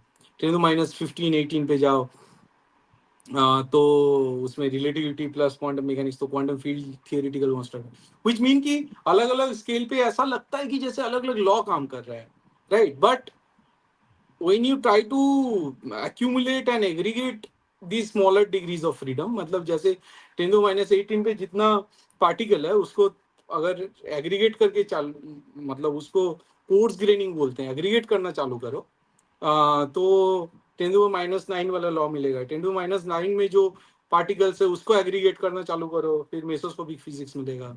उसको एग्रीगेट करो तो न्यूटन्स लॉ मिलेगा। तो हमारे लिए वो थोड़ा एनोमलस लग सकता है। जैसे फॉर एग्जांपल बोल्ट्जमैन लॉ हो गया है, पीवी इक्वल्स एनआरटी। ना यू नो कि इतने सारे पार्टिकल्स है, राइट? मतलब इस रूम में मान लो कितना बड़ा रूम है, it's like okay what ever 10 feet by 10 feet. तो यहाँ पे 2 मीटर, हाँ मतलब इसमें मॉलिक्यूल होगा, number of molecules are of the order of 10⁻25। ठीक है, 10⁻25 नंबर ऑफ गैस मॉलिक्यूल्स है। वो अलग अलग हिसाब से अपना काम कर रहा है, बट थ्रू मतलब ये जो ईच डिग्रीज ऑफ फ्रीडम है, इसको अगर एग्रीगेट कर दो, उसको इंटीग्रेट कर दो, तो तुम्हें मिलेगा पीवी इक्वल्स एनआरटी, जो आइडियल गैस लॉ है। ठीक है, कुछ हद तक ठीक है। तो विच मीन्स कि ऑब्वियसली एक स्केलेबिलिटी दिखता है हमें, कि नेचुरल लॉ का स्केलेबिलिटी है, but they are in coherence with each other. इसी तरह से मान लीजिए किसी के अंदर कुछ हो रहा है, whatever thoughts and consciousness and conscience and everything which is at work, that is being behind appearance। मतलब मैं जो बोल रहा हूँ, मैं जो दिख रहा है, उसके हिसाब से वो तो पीछे है थोड़ा। उसके बाद मेरा एक फेस है, and I am saying something and I am acting as a moral agent. तो मैं बोल रहा हूँ कि it is a genuine being in appearance. मतलब जो बीइंग बिहाइंड अपीयरेंस है, उसको अगर सम अप कर दोगे through some through natural order, उसको सम अप करके तुम्हें जो ड्यूटी रिस्पॉन्सिबिलिटी मिलता है, जो जेन्युइन बीइंग इन अपीयरेंस मिलता है, मैं उसे धर्मा बोलता हूँ। उस हिसाब से तुम स्वधर्म बोल दो, राजधर्म बोल दो, वो मिलता रहेगा। राजधर्म ऑब्वियसली, मतलब राजधर्म जैसे मनुस्मृति में तो बहुत सुंदर हिसाब से राजा के बारे में लिखा गया है, उसका कर्म क्या होना चाहिए। उसको भी उसी तरह मनुस्मृति डिराइव किया गया है, कि एक कॉस्मिक ऑर्डर है, उसके बाद तुम्हारे इंडिविजुअल रिस्पॉन्सिबिलिटी है, फिर एक राजा का रिस्पॉन्सिबिलिटी क्या होता है। तो या I think this is my explanation Okay. to this question. Yeah. So continue and finish your part. Then we will take some questions. Sure. So now, so अभी तक जो हमने डिस्कस किया वो है कि colonized dhimmi state can never forge a true synthesis between freedom and morality। जो हिंदू ने वो हिंदूनेस लूज कर दिया, जहाँ पे वो स्वराज को और रैशनलिटी को ढंग से सिंथेसाइज कर सके। और यहाँ से एक फियर ग्रो हुआ। ठीक है, जैसे अब्राहमिक लोगों के बीच फियर होता है ऑफ गॉड, यहाँ पे एक अलग तरह का फियर हिंदू माइंड में ग्रो हुआ। तो वी नो कि in Hindu scripture we talk about immortality of Atman and everything, right? Now, here I'm going to argue that Hindus strive for immortality together with his fear for the GENOCIDAL, Ganahitya extinction, right? Sarbic extinction. So Hindus strive for immortality together with his fear for the Sarbic extinction, wholesome extinction by the Abrahamics, have shaped up the modern Zimmi Indian state. तो यहाँ पे मैं argue कर रहा हूँ कि ये जो फियर एक ग्रो हुआ, वो उसके साथ हिंदू का जो पुराना प्राचीन जो और कंटिन्यूइंग जो डिजायर और आइडिया था अबाउट इमोर्टलिटी, ये जब सिंथेसाइज हुआ, उसके थ्रू जो पोस्ट इंडिपेंडेंस एक धिम्मी इंडियन स्टेट बना। Okay, so here I write, it is here that we must confront the most terrible truth, the eternal strives of the Hindu man for immortality, the desire to remain rooted in the soil of Bharatvarsha, to never be extinguished from the land or from the consciousness of the world, has itself been weaponized against him. Simultaneously, in the Hindu mind, the fear of annihilation at the hand of the Abrahamics has always been present. A fear of being wiped off the earth, a fear of being relegated to oblivion, to the status of a mere memory, okay, to the status of a showpiece in a museum. The Hindus' mental struggle against this fear of extinction. तो एक तरफ है कि okay we are immortal, right, हम लोग immortal रहेंगे, दूसरी तरफ है यार एज ए रेस तो हम लोग खत्म हो जाएंगे क्योंकि अब्राहमिक समय खत्म कर देंगे, कि 1000 साल से तो यही करते आए हैं। ये जो दो एक्सट्रीम एंड है, right, Hindus needed to synthesize this.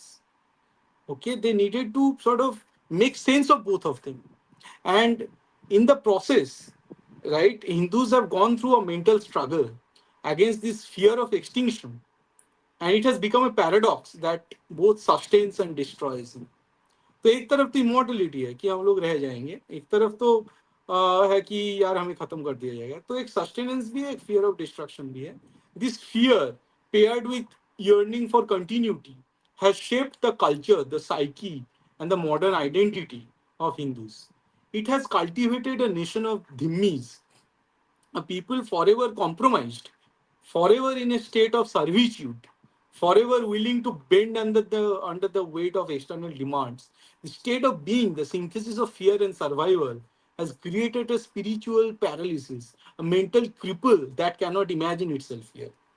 तो हिंदू के अंदर जब डर आया और हिंदू पता था कि हम तो इमोर्टल रहेंगे, तो इससे एक फिजिकल वर्ल्ड में एक सेंस ऑफ सर्विट्यूड आया कि मुस्लिम जमाने में दे सॉर्ट ऑफ एक भक्तिवाद आया, राइट। भक्तिवाद किस तरह से आया कि ठीक है, जो राजा जो कर रहा है करने दो, वो तो अत्याचारी है ही, बट हम लोग एक पाथ चुनते हैं भक्ति को, ठीक है, तो हम लोग राजा का क्रिटिक नहीं करेंगे, बट हम लोग जो स्पिरिचुअल जो हमारा बिलीफ है इसको थोड़ा प्रोपेगेट करेंगे, आगे बढ़ाएंगे। इसका बहुत अच्छा हमें फल मिला, ठीक है। इंडिया का एक लार्ज पोर्शन उन्हें एक नैरेटिव मिला, वो पूरा डिस्ट्रक्शन से बच गया, तो इसलिए नॉर्थ इंडिया उस हिसाब से इतना कन्वर्ट नहीं हो पाया। And this was the sort of rooted response, although from a sense of servitude to the mighty power of the Delhi Sultanate and the Mughals, right? तो एक तरफ से जो युद्ध था वो तो चल ही रहा था, बट एक तरफ भक्तिवाद आके रैम्पेंट कन्वर्शन थी, इंडिया को बचाया, ठीक है। बट उसके साथ एक फियर भी आया कि यार ये तो कन्वर्ट किया जा रहा है हमें, so probably we will become extinct, तो हमें कुछ हिसाब से मुहायदा बनाना होगा, राइट, एक कॉन्ट्रैक्ट बनाना होगा।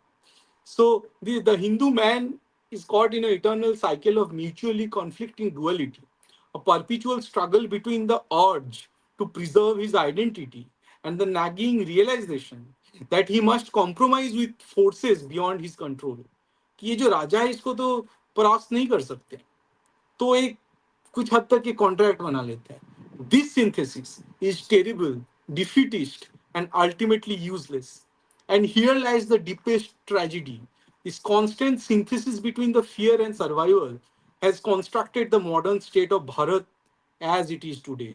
It has created a culture in which the mind of the Hindu is confined, trapped, forever looking back on past losses, forever looking forward to a mythical future. The struggle for freedom is distorted by the weight of history and eschatology, leaving the people of India shackled by their own fears and a misguided sense of hope. ठीक है कि ठीक है, हम लोग immortal रहेंगे but हम लोग एक्सटिंक्ट हो सकते हैं इस दुनिया से।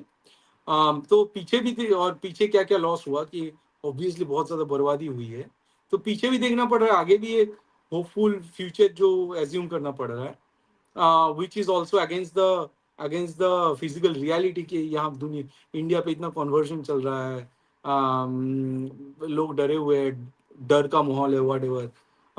इससे एक जो मतलब it's the struggle for freedom कि मुझे फ्री होना चाहिए कि नहीं, इस ये क्वेश्चन पे आ जाता है। And so it is distorted by the very weight of history and eschatology, leaving the people of India shackled by their own fears and a misguided sense of hope. But the time has come for the Hindu mind to move beyond this fatal synthesis and forge a new equilibrium, right? तो ये तो बात है कि हमें क्या क्या करना है, पॉलिटिकल एजेंडा क्या सेटअप करना है, but this is what has happened to us.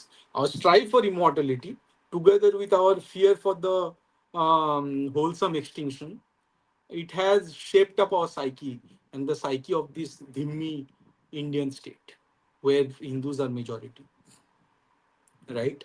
Okay, so now that Hindus become a little afraid, they reached a contract, right, which is probably secularism, which is so much unlike European secularism.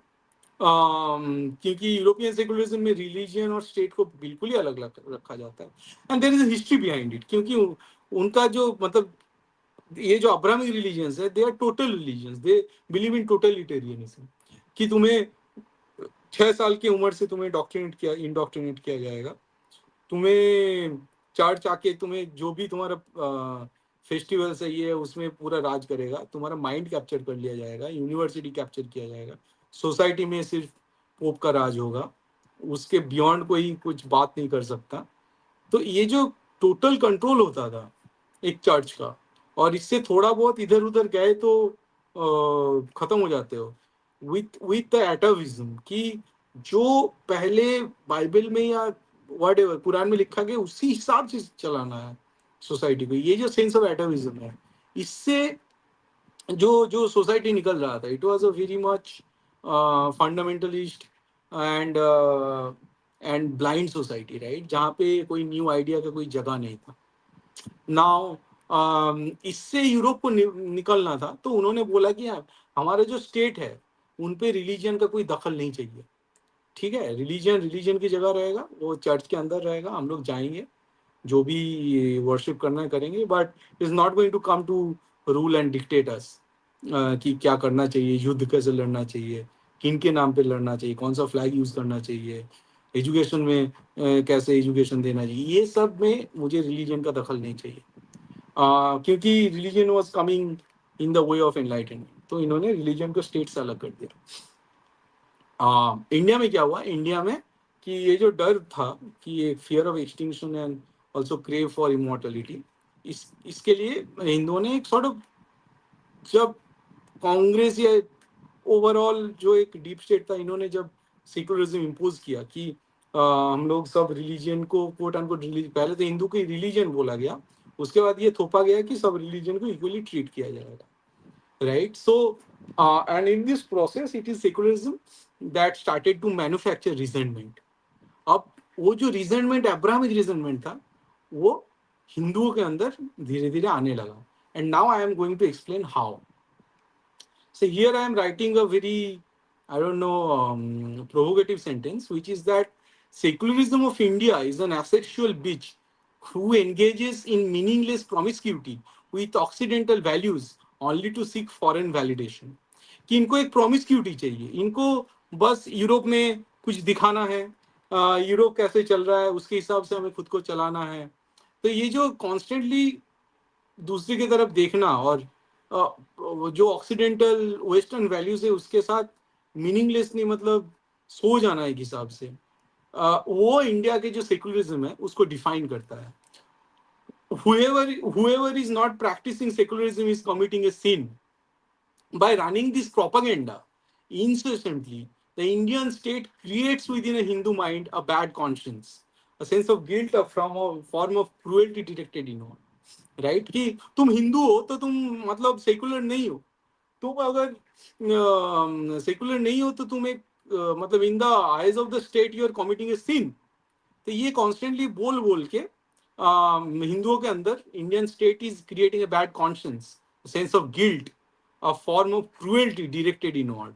Through this process, Hindus get constantly kicked and whipped by the system until one day he wakes up and decides to give up his Hindu qualities, which are spontaneity, festivity, attainment of higher self through passionate thoughts and deeds.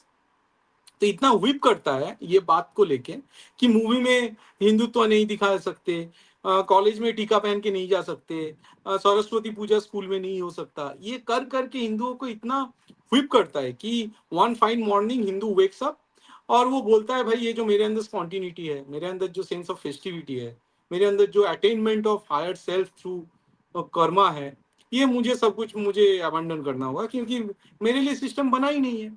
He is constantly reminded of his sins that he and his ancestors might have done in his civilizational past.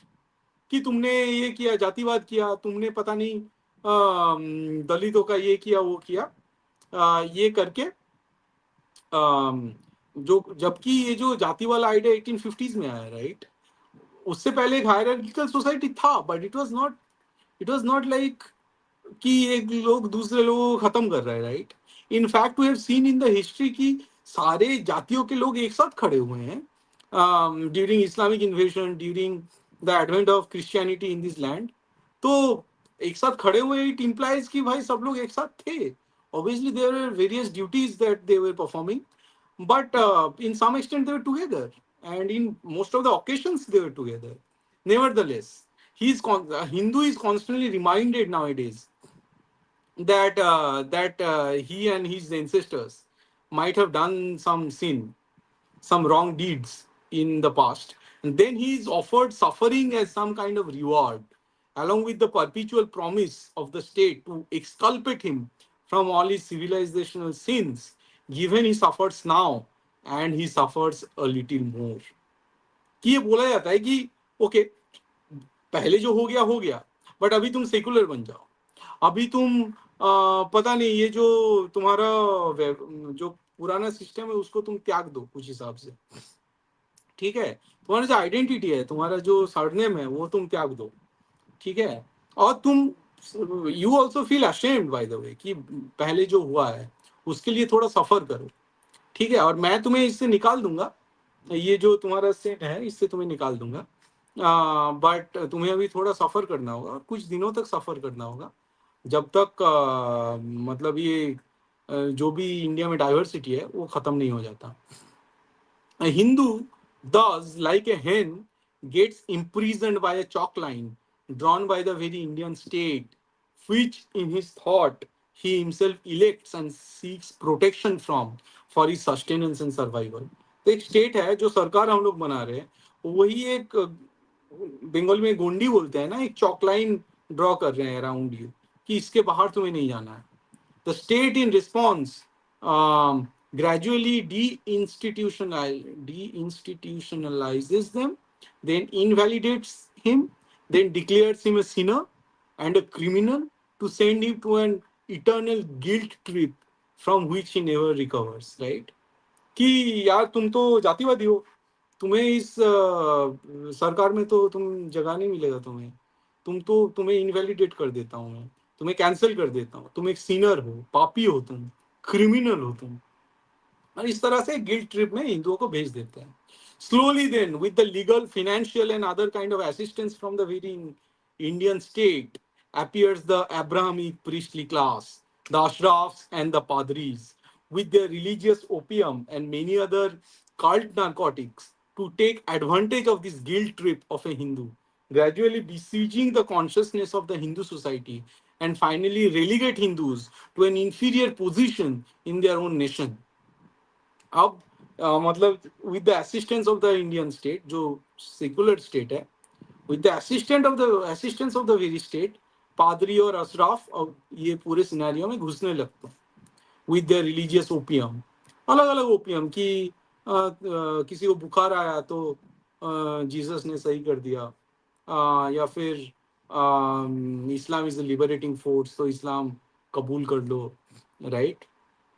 And many other cult narcotics to take advantage of this guilt trip of a Hindu. Hindu already guilt trip में चल रहा है कि भाई मैं हिंदू हूँ तो शर्म आनी चाहिए मुझे। वहां पे अब पादरी और ये अशराफ घुस जाते हैं और फिर जो हिंदू सोसाइटी का जो कलेक्टिव कॉन्शियसनेस है उसको तोड़ के धीरे धीरे जो इंडिविजुअल जो कॉन्शियंस या ये सब है, चैतन्य है, उसको उसको ग्रास करते हैं। Finally relegate Hindus to an inferior position in their own nation. Hindus do not understand what is good for them because they are eternal sinners. Hindus do not know how to govern, hence, they should not take up the responsibilities to rule the nation. Hindus do not know how to run their temples, hence, their temples must be seized. Hindus do not know how to grow crops, and the world anyway belongs to Allah and Allah alone. Hence, the land in India behoves to be captured by the Waqf. So the Indian state, with the Abrahamic priestly class, starts to overwhelm Hindus with these kind of waves and waves of attacks. ठीक है कि भाई तुम्हें तो समझ में नहीं आता, तुम तो इटर्नल सिनर हो, बुद्धू हो, तुम्हें पता नहीं कि ऐसे गवर्न करना है, तो तुम्हें तो ये नेशन चलाने में तुम्हें आना नहीं चाहिए, जो अंग्रेजों का लॉजिक था। Hindus do not know how to run their temples, तो कैप्चर कर लेते हैं, सरकार कैप्चर कर लेगा टेम्पल। तुम्हें देगा भी नहीं, मतलब अगर कोई दक्षिणा भी दे तो पंडित को उठा ले जाएगा। हिंदुओं का तो लैंड नहीं है, लैंड तो अल्लाह का है। तो वक्फ बोर्ड बनाओ और हिंदुओं का लैंड कैप्चर करो। और इसमें इंडियन स्टेट लॉ बना देता है ऊपर से, ठीक है।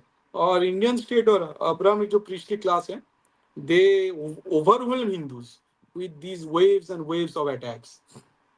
Through this process, gradually Hindu starts to lose his own piece of past, his own piece of history, his own piece of geography, his own piece of ecosystem, spiritual, political understanding, and everything, science, literature, his own ocean, his governance, allies, neighbors, anything and everything that a race needs to survive happily and healthily in this planet. Hindu धीरे धीरे सब कुछ खोने लगता है, वो सब चीजें कैप्चर होने लगता है, ओशन हो जाए, गवर्नेंस हो जाए, पड़ोसी हो जाए, सोशियो पॉलिटिकल अंडरस्टैंडिंग हो जाए, स्पिरिचुअलिटी हो जाए, वो अब्राहमिज्म धीरे धीरे कब्जा करने लगता है। This process is doubly devious since this perpetual loss at the hand of Abrahamics, along with the out and out religious conversion by the Abrahamics into their own respective cultish folds, gradually engenders deepest resentment in the heart of a Hindu. अब जो होता है एक spontaneous जो हिंदू एक एक एक चैतन्य है, एक हिंदू माइंड है, which believes in moral spontaneity, right? Because he believes in cosmic order, so he listen to his inner calling. उसके अंदर रिजेंटमेंट आने लगता है, resentment about Hinduism and also resentment to some extent against this Abrahamic cults and their followers, right? अब जब एक हिंदू के अंदर ये एक रिजेंटमेंट आ गया, and this resentment, something that the Abrahamic cults have mastered over 1,000 of years, internalized it and elevated it to the level of art and spirituality within their own society, something that a Hindu can never beat them at. Resentment एक ऐसा quality है जो अब्राहमिज्म ने बिल्कुल internalise कर दिया है, उन्होंने इसको एलिवेट कर दिया to the level of art and spirituality. Resentment drive करता है अब्राहमिज्म को। सो ऑब्वियसली अगर हिंदू के अंदर रिजेंटमेंट आ गया तो आउट ऑफ रिजेंटमेंट वो जो एक्शन लेगा और जो जिस हिसाब से सोचेगा in his thought and in his deeds, he can never beat an Abrahamic person, ठीक है। A Hindu with this resentment in his conscious और subconscious mind implanted by the Indian state, stays no more a Hindu, for he has now believed, accepted an inferior guna. In fact, the most inferior and one of the most fundamental of all heen gunas, which is resentment. So, you see, we have the six enemies, Hodoripu, right? Kam, Krodh, Mat, Lobh, Moha, Matsarya. But these six can further be unified into two basic sort of enemy, internal enemy, greed and resentment. ठीक है, थोड़ा सोचना तो शायद you will agree with me. So greed and resentment are the most fundamental हीन गुनाज, ठीक है। तो ग्रीड तो छोड़ देते हैं, यहाँ पे रिजेंटमेंट, एक हिंदू के अंदर अगर रिजेंटमेंट आ गया तो एक एक अंदर से एक इंफीरियर गुना को, हीन गुण को एक sort of मान्यता दे दिया, ठीक है। This begins his slow gradual journey, albeit unconsciously, towards Abrahamism. This very transition of a Hindu from being free and spontaneous to being a resentful, sick, self-guilted animal makes him a sinner in his own eyes and opens the floodgate of religious conversion. ठीक है, हिंदू अगर resentful हो गया, हिंदू अगर सिख हो गया, self गिल्टेड हो गया, तब एक अब्राहमिक डॉक्ट्रिन को उसके लिए आसान होता है एक हिंदू को कन्वर्ट करना। So in the whole process this secularism drives a Hindu towards resentment which open the floodgate of religious conversion, ठीक है। तो तो ये हो गया कि सेकुलरिज्म मैन्युफैक्चरिंग रिजेंटमेंट। फिर जो नेक्स्ट पॉइंट था हमारा था कि हाँ, import intention morality like secularism that Hindus could accept as a principle of this land. ठीक है, तो रिजनमेंट तो आ ही गया है ऑलरेडी, फियर एक है ऑफ एक्सटिंक्शन. नाउ जो इंडियन स्टेट है, तो अभी तो एक स्प्लिट क्रिएट हो गया हिंदू के अंदर, राइट, कि हिंदू जैसा है और हिंदू जो बनने की कोशिश कर रहा है वो दोनों अलग है. तो इसमें इंडियन स्टेट का हाथ है, राइट. और ये जो गैप है, this is being widened by the Abrahamics. Now जो इंडियन स्टेट है, it imposes an intention morality. ठीक है, इंटेंशन मोरालिटी मतलब बंगाली में तो धांधाबाजी कहते हैं. एंड व्हेन आई से धांधाबाजी, एवरीवन अंडरस्टैंड कि क्या होता है. बट इंटेंशन मोरालिटी इज, जैसे हमने डिस्कस किया है कि अगर कोई एक्सटर्नल एजेंट एक मोरालिटी फ्रेम करता है जिसका एक धंधा होता है, मतलब एक बाहर का एक एक्सटर्नल सॉर्ट ऑफ एंड होता है, एक गोल होता है, जो शायद इस एजेंट को नहीं पता है, बट जो एक्सटर्नल पार्टी है वो इम्पोज कर रही है उसको पता है. और उसके हिसाब से अगर इंडिविजुअल जो मोरालिटी है उसको मैनिपुलेट करने लगता है, तो this manipulated morality is is sort of, it is something that we call intention morality. And now I'm going to prove कि now Indian state imposes an intention morality which is secularism in the mind of a Hindu. So Indian secularism is the biggest example of intentional morality. The state of India uses secularism as a dog leash to control Hindus, to get Hindus to do what it wants. The anomaly here is that it should be the state and not the people who have the burden of being secular. लोगों को क्यों secular बनना है? लोग तो state तो promise किया है ना, एक हिंदू हिंदू रह सकता है, स्टेट सेकुलर रहेगा. But now the state is asking something more. He is saying कि एक हिंदू को सेकुलर बनना पड़ेगा, right. So okay, now the anomaly here is that it should be the state and not the people who have the burden of being secular, of separating the government from religions. Because in India, it is Hindus whom the state expects to practice secularism at the cost of being discriminated against through almost all public policies, budget, finances, opportunities, rights, legislation, and whatnot. The state of India thus uses morality to assume power. The very state that has all the power and all the arms and ammunition to govern Hindus, to rule over Hindus, and to deny and decry Hindus of their legitimate rights on this land, plays the victim here. And that too, a victim with some kind of a weirdly higher moral ground than Hindus. It is Hindus who have been perpetually taken advantage of. But as per the state, who is the victim? The state itself. And then, because as per the common perception, taking advantage of someone is a crime, Hindus are committing crime to the state and in this land if and when they are being communal, in the sense of thinking of doing betterment of their own community. Yes, the state of India believes that Hindus working for the upliftment of the various Hindu communities is a criminal act, because Hindus taking care of Hindus talking about Hindutva and Hindu upliftment is communal. And thus, any such effort needs to be curbed and beaten harshly with a stick. Once this criminality, ipso facto, of Hindus is established, the state takes the moral duty and sacred responsibility to reform the Hindus and their cultures, their customs and traditions. Here comes the mullahs, Marxists, and missionaries with their vile conversion agendas.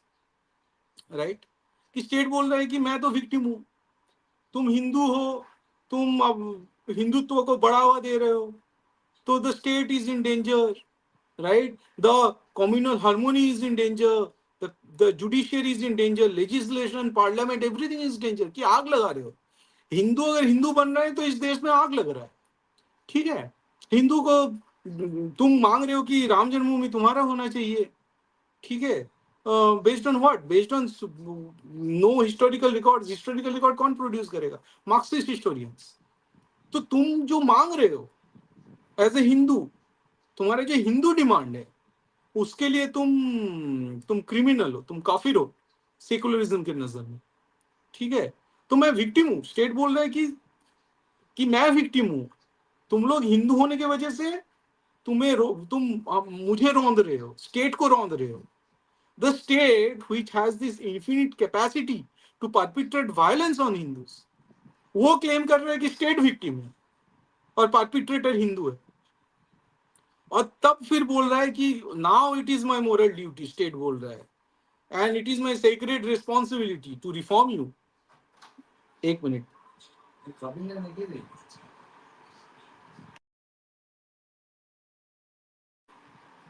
ठीक है, तो it is the moral duty of the state and sacred responsibility to reform the Hindus and Hindu cultures and customs and tradition. तुम मतलब तुम्हारा औकात क्या है कि तुम स्कूल में तुम सरस्वती पूजा करोगे? तुम्हारा औकात ये नहीं है, तुम ये करके इंडियन कल्चर बिगाड़ रहे हो। तुम अगर स्कूल में सरस्वती पूजा करोगे तो उससे कम्युनल हार्मोनी बिगड़ जाएगा। ठीक है, तो तुम कावड़ यात्रा निकालोगे तो उसके थ्रू कम्युनल टेंशन क्रिएट होगा, तो तुम काफिर हो, तुम क्रिमिनल हो, क्योंकि तुम हिंदू हो और तुम अपने हिंदूनेस में यकीन रख रहे हो। फिर इसको पकड़ के मुल्लाज मार्क्सिस्ट मिशनरी आ जाते हैं। Moreover the status of secularism very deceivingly has been elevated to a level beyond the reach of law. मतलब सेकुलरिज्म इस लेवल पे अब उठा दिया गया है जहां पे लॉ भी रीच नहीं कर सकता, and even beyond the reach of the state itself. अब सेकुलरिज्म को इतना सेक्रेट बना दिया गया है, इतना मतलब मेटाफिजिकल स्पिरिचुअल बना दिया गया है कि अब स्टेट भी उसे पकड़ के नीचे नहीं ला सकता। And the Indian state is happy with this status because it helps the state to perpetuate power without much hindrance. Recall our explanation in the last paragraph about how the state establishes itself as a victim. Right? We just discussed कि भाई Indian state खुद को कैसे victimise किया। Once this narrative of victimization is established, the state seeks justice from the populace to give the state back what was lost when the crimes was committed by the Hindus. When Muslims were being tortured and murdered by the violent Hindutva mob, casteism was committing hatya, and when Mohandas Gandhi got killed by some Hindu, when India became backward due to poor Hindu rate of growth, when Hindus brought down Babri, although there wasn't any temple at this that disputed land, the list goes on and on. In order to get exonerated from all these sins, as per the Indian state, Hindus must repay their debts that they acquired by taking advantage of the victim, that is the state itself. What is the way to achieve this indemnification? It is achieved by Hindus accepting secularism as a principle of this land. The form of secularism that will always discriminate against Hindus. तुम हिंदू हो तो इसीलिए तुम गलतियां कर रहे हो, तो लेट्स मेक ए कॉन्ट्रैक्ट, ठीक है, जहां पे सब लोग खुश रहेंगे, जहां अब्राहमिक्स भी खुश रहेंगे। और वो कॉन्ट्रैक्ट है बेसिकली सेकुलरिज्म। और ये जो सेकुलरिज्म है, ये कॉन्ट्रैक्ट जब तुम अपना लोगे तो इसके थ्रू तुम्हारा जो हिंदूनेस है उसको थोड़ा बहुत काटेल करेंगे, थोड़ा टेलर करके थोड़ा शेप देंगे एक अच्छा सा, और तुम्हारा जो ये रॉ हिंदूनेस है इसको थोड़ा कम करके तुम्हें एक सेकुलर क्रीचर बना देंगे। राइट? तो तुम्हारा जो अंदर का जो हिंदुत्व है उसको थोड़ा खत्म करना होगा तुम्हें इसके लिए। Right? And this is the contract that will apparently, मैं हिंदू हूँ, मेरा हिंदुत्व में कॉम्प्रोमाइज करूंगा फॉर द बिगर कॉज, है ना? कौन सा कॉज है? To achieve a stable state and whatever the form of secularism that will always discriminate against Hindus, क्योंकि secularism will never align with Hinduness, तो obviously the secularism by default will discriminate against Hindus. ठीक है, to the benefits of मुल्ला Marxist missionaries.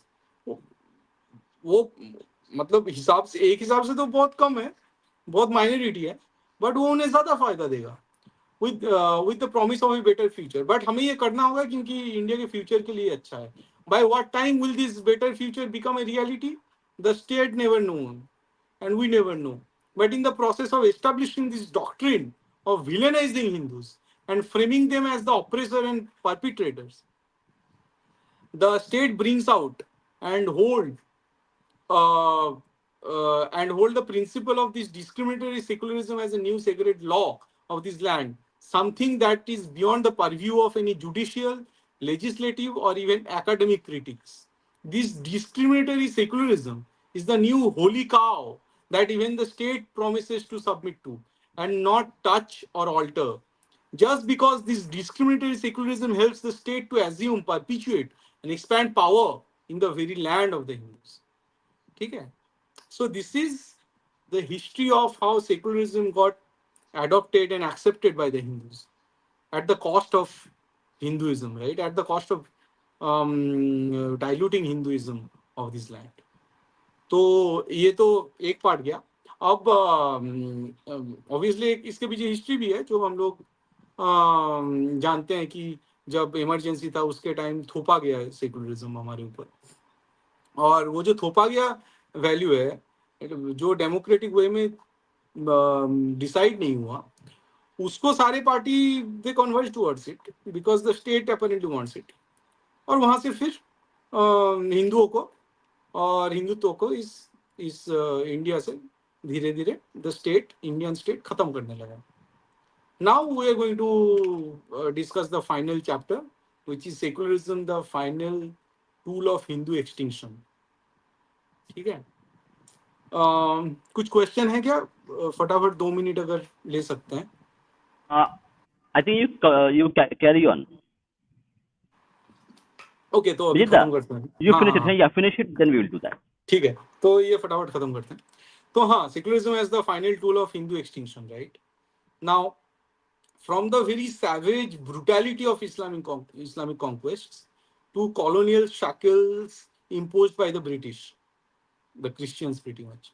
And now the moral corruption of the secular Machiavellian Indian state, a chilling and an undeniable pattern is emerging, right? One that reveals the cyclical and relentless subjugation of the Hindu people by forces disguised as bringers of divine justice, enlightenment, and modernity, right? Throughout history, the Hindu has remained the target of all killing forces, cloaked in the deceptive rhetoric of religion, civilization, and now secularism. The assertion that the genocide killing of Hindus has been carried out by the Ashrafs in the name of Sharia and by the British in the name of industrial progress will now be executed by the Indian state under the banner of secularism. And it is not a mere historical fact, it is a terrifying prophecy for the future. It is disgusting how secularism, once adopted as a neutral principle, has been perverted into an Abrahamic weapon of division, alienation, and the eventual genocide of Hindu race and identity. Secularism imposed on India like a Trojan horse with the fake vision that it would safeguard religious freedom and plurality has evolved into an ideological weapon, one that has become indistinguishable from Abrahamic values. This transformation is no accident. It is inevitable result of the Abrahamic infiltration of Indian polity, using the language of secularism to further the agenda of religious homogenization. We know that ideologies are not neutral, they reflect the material conditions and power structure of society. And now, secularism in India, it stands as one of the most unfortunate ideological legacies imposed on this nation by the unholy alliance of Congresi Babus, British Sahibs, jihadi extremists, and the communist bootlickers of Russia and China. I mean, it was not decided by Hindus that India will be a secular state, right? So it's decided by Congresses and communists and the British and the jihadi extremists, right? Who so these jihadis they got their own two Islamic nations, but in India they want a secular Indian state. So these four forces played a role in the partition of Bharatvarsha. Over the last 70 years, since the transfer of power in 1947, secularism has become the most sly and pernicious ideological superstructure, sustaining and legitimizing the power of Abrahamic elite, whether Islamic, Christian, Marxist, or in its more insidious form, the so-called secular intellectual class pushing for the westernization and Abrahamization at the expense of the pious Hindu values of this land. It is the freakiest work of art derived by these Abrahamics, whose intention morality is rooted in the deepest resentment against Sanatana Dharma. Right? Why did they agree to secularism? Because they had their intention morality that we hate Hindu Dharma anyway, but they are the majority. तो कुछ दिनों के लिए मुआहिदा sign कर लेते हैं, contract sign कर लेते हैं, एंड उस जो सेकुलरिज्म का जो बैकडोर है उसके थ्रू इस लैंड में घुस के फिर हिंदुओं को कन्वर्ट करेंगे. These Abraham is dissatisfied with their own importance कि सीधा तो नहीं घुस सकते. सीधा अगर कुछ प्रचार करेंगे, हिंदुओं का ऑलरेडी स्क्रिप्चर है जो हमारे साथ लड़ लेगा और they will prove there superiority, तो हमें बैकडोर से घुसना होगा. So their cities, the Abrahamics are dissatisfied with their own importance. They create systems of morality that mask their desire for vengeance and domination. तो वो पीछे के दरवाजे से घुसते हैं और एक मास्क लगा के घुसते हैं. ठीक है. The invention of secularism in the context of Bharat is nothing but a hollow, disembodied external morality that seeks to create a false equality between all religions, regardless of their inherent contradictions. मतलब सब धर्म समान है. This is a stupid statement, right? যত মত তত পথ. If there is যত মত তত পথ, then all paths are equal, uh, which is a contrast in itself. अगर যত মত তত পথ, अगर all, if all paths are valid, then equally valid, then they are identical paths, right? तो ये जो सिखाया गया उस हिसाब से फिर हम अगर देखें तो हिंदू माइंड को एक ब्रेन वॉश किया गया कि सारे रिलीजन इक्वल है. First of all, Hinduism is not A religion. Secondly, not all religions are equal. They have their own value system. That's why they are different. But secularism does not agree to that. Secularism believes in a very false premise that all religions are equal. Anyway, the Indian state over the last 1,000 years has been an abysmally abnormal entity in an otherwise normal ancient nation. हमारे जो nation है वो normal है, जो state है ये abnormal है, क्योंकि 1,000 साल उससे सेम स्टेट है, and that is the Hindu hating state. The same Indian state is continuing for the last 1,000 years. Essentially, they are this is the same state. Okay, it has historically and selectively used secularism as a tool to perpetuate its power, infiltrating the deepest corner of this nation, where it masquerades as a neutral institution, while in reality enforcing a form of soft theocracy, one that is Abrahamic in essence, which abhors, hates Hindu Dharma, deprives Hindus of creating and managing their own institutions. It labels a proud Hindu as communal, degrades and disparages the term itself. In the name of secularism, the Indian state has tacitly endorsed the marginalization of Hinduism while elevating the cultural and religious ideologies of so called minorities, particularly Islam and Christianity. Islam is मतलब history book में अब पढ़ाया जाएगा India एक secular state है और उसके history book में पढ़ाया जाएगा Islam is a liberating force, Hinduism is a primeval medieval force, Christianity is a industrializing force. तो Islam and Christianity are modern concept, Hinduism is a old concept. So hence Hinduism is a useless and anti Indian concept. Now so यहाँ पे एक चीज छोड़ो, इसे रहने दो. मैं थोड़ा अलग डिविएट करना चाहता है, हेगल में जाना चाहता था, बट अभी के लिए रहने देते हैं. I think we are anyway running out of time. तो हाँ, और एक दो पॉइंट जो बोलना था मुझे. The Indian state in its pursuit of maintaining power has furthermore systematically otherized the Hindu identity. Secularism in this context does not offer a neutral ground for coexistence. It is a tool for fragmentation, otherization, and dehumanization of Hindu community, preparing the ground for another upcoming Hindu Hatya. Secularism enforces Hindus to view themselves through the lens of an alien ideology.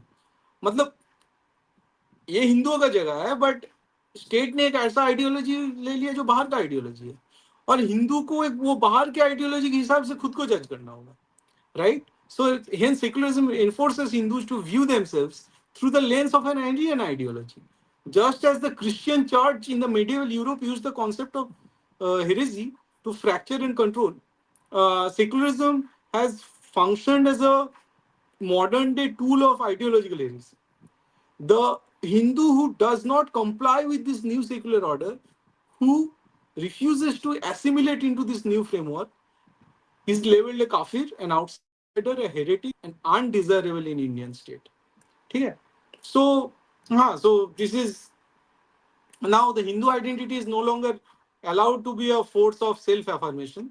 It is now something that must be continually justified against an ever-expanding set of foreign ideological constructs. तो जो university में जो पढ़ाया जाएगा उसका construct भी अलग होगा, उसका हिंदुइज्म से कुछ लेना देना नहीं होगा, और हिंदुओं को खुद को सेल्फ एफर्म करने की कोई अब मौका भी नहीं मिलेगा। उसे हमेशा जज किया जाएगा with alien ideology and alien ideological construct within university, within state, तो हिंदू को हमेशा वो अग्नि परीक्षा देना पड़ेगा। Thus, secularism becomes not a refuge for freedom of belief, but an ideological gauntlet through which the Hindu identity must pass, only to emerge fractured, diluted, subjugated. So, in the process, Hindu जितना भी कोशिश कर ले, हिंदू पास नहीं होगा, इसमें हमेशा fail होगा, क्योंकि हिंदुइज्म सेकुलर नहीं है, right? So Hinduism will have to pass through this sly filter, जहां पे हिंदू कभी जीत ही नहीं सकता। And this secularism is totalitarian. It must infiltrate every nook of Indian thinking, culture, habits, festivals, education, research, history, and geopolitics. Every spontaneous aspect of Bharat must be twisted, toppled, and whitewashed in the process to create a secular Bharat. And like any other totalitarian ideology, it has to be swift, brutal, and efficient. It attempts to saturate the society as quickly as possible. Secularism को धीरे धीरे नहीं थोपा जाएगा। Secularism will be swift, brutal, and efficient because it is a totalitarian ideology. It quickly creates a hegemonic ideological environment, and once dominate, it leaves little room for dissent. This efficiency is not accidental. It is built into the very structure of an Abrahamic system. मतलब secularism impose कब हुआ था? 70s में। और इतने में आप देखो कि किस हद तक ये मच गया है कि कोई भी हिंदू हिंदू नहीं है अभी। So this is why it was swift, brutal and efficient. It attempt to saturate the society as quickly as possible, क्योंकि रिस्पॉन्स हिंदू रिस्पॉन्स करे उससे पहले सेकुलरिज्म से सोसाइटी को सैचुरेट कर देना होगा। This efficiency is not accidental. It is built into the very structure of any Abrahamic system. This secularism is not merely an ideology. It is an instrument of state power designed to maintain the dominance of the elites by reducing cultural diversity and consolidating religious and ideological control. ऊपर कोई लोग बैठा हुआ है, कोई IAS बैठा हुआ होगा, कोई नेता बैठे हुए होंगे, कोई अशराफ बैठे हुए होंगे, कोई पोप बैठा हुआ होगा, जो डिसाइड कर देगा कि इंडिया का जो कल्चरल डाइवर्सिटी है उसका मापदंड सेकुलरिज्म है। और इसके through they will consolidate, they will come together, नेता, जज, आईएएस ऑफिसर्स, ठीक है, मिशनरी सारे एक हो जाएंगे, अशराफ सारे एक हो जाएंगे to consolidate religious and ideological control, क्योंकि उन्हें कंट्रोल करने का मौका मिल रहा है। And what I said, you mind one thing. I said religious and ideological control. Because Indian secularism is without a doubt the new religion of India. A new Abrahamic religion that is born out of the zimmihood of Hindus, the dhimmihood of Hindus, from the shadow of their own negation. ठीक है, मुझे हिंदुओं को वो बनना पड़ेगा जो हिंदू नहीं है। So it is a shadow of Hindus' own negation. It is the new form of imperialism conceptualized to completely annihilate Hindus from the face of the earth. Indian secularism is the ultimate instrument of Hindu Hatya, wielded to mount this nation's destiny eventually towards a Hinduless Bharat. So this is my submission on this topic, and here I call it an end from my side. Yes, thank you, Bijeet.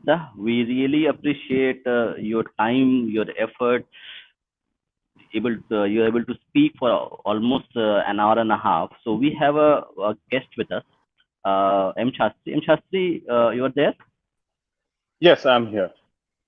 Yeah, please go ahead if you have any comments or any questions for Bijeet and from myself as well. Amazing work, Bijita. I think you bring about a certain level of envy in me because you have written extensively on this topic. It's very evident that you know what you're talking about. Good work. Yes. Also, I will do a bad thing and also complain a little bit because I am not able to procure your books, and the only way I learn about what you have written is through this channel itself. The fault is not yours, but I think it's the way in which Garuda Prakashan works. They simply do not. This is one thing that I do not understand about Garuda Prakashan. Please pass this on to them. Is that they insist that the buyer should also be Indian or a resident in India, right? Like if I live abroad and I like what you write, I should be able to procure your book through Garuda Prakashan. You can get it from garuda.us. Okay. Huh. So, garuda.in for Indian customers, and for US readers, it's garuda.us. You Okay, go there, then you I'll will look. find my book. But Okay, this then lecture is one chapter from my upcoming book. I'm okay. planning to name it the I mean, history of Hindumisia and Hindu genocide. There, I analyzed some paradox of Abrahamic values, some six external enemies. So हिंदुओं के अंदर जैसे six internal enemy है, मैंने एक षडशत्रु एक framework बनाया है. वो Hmm. inspired by पंचमक्कार theory given by Sandeep Dev and Sanjay Dixit जी. उसको थोड़ा एक्सटेंड करके साढ़े शत्रु एक फ्रेमवर्क बनाया मैंने.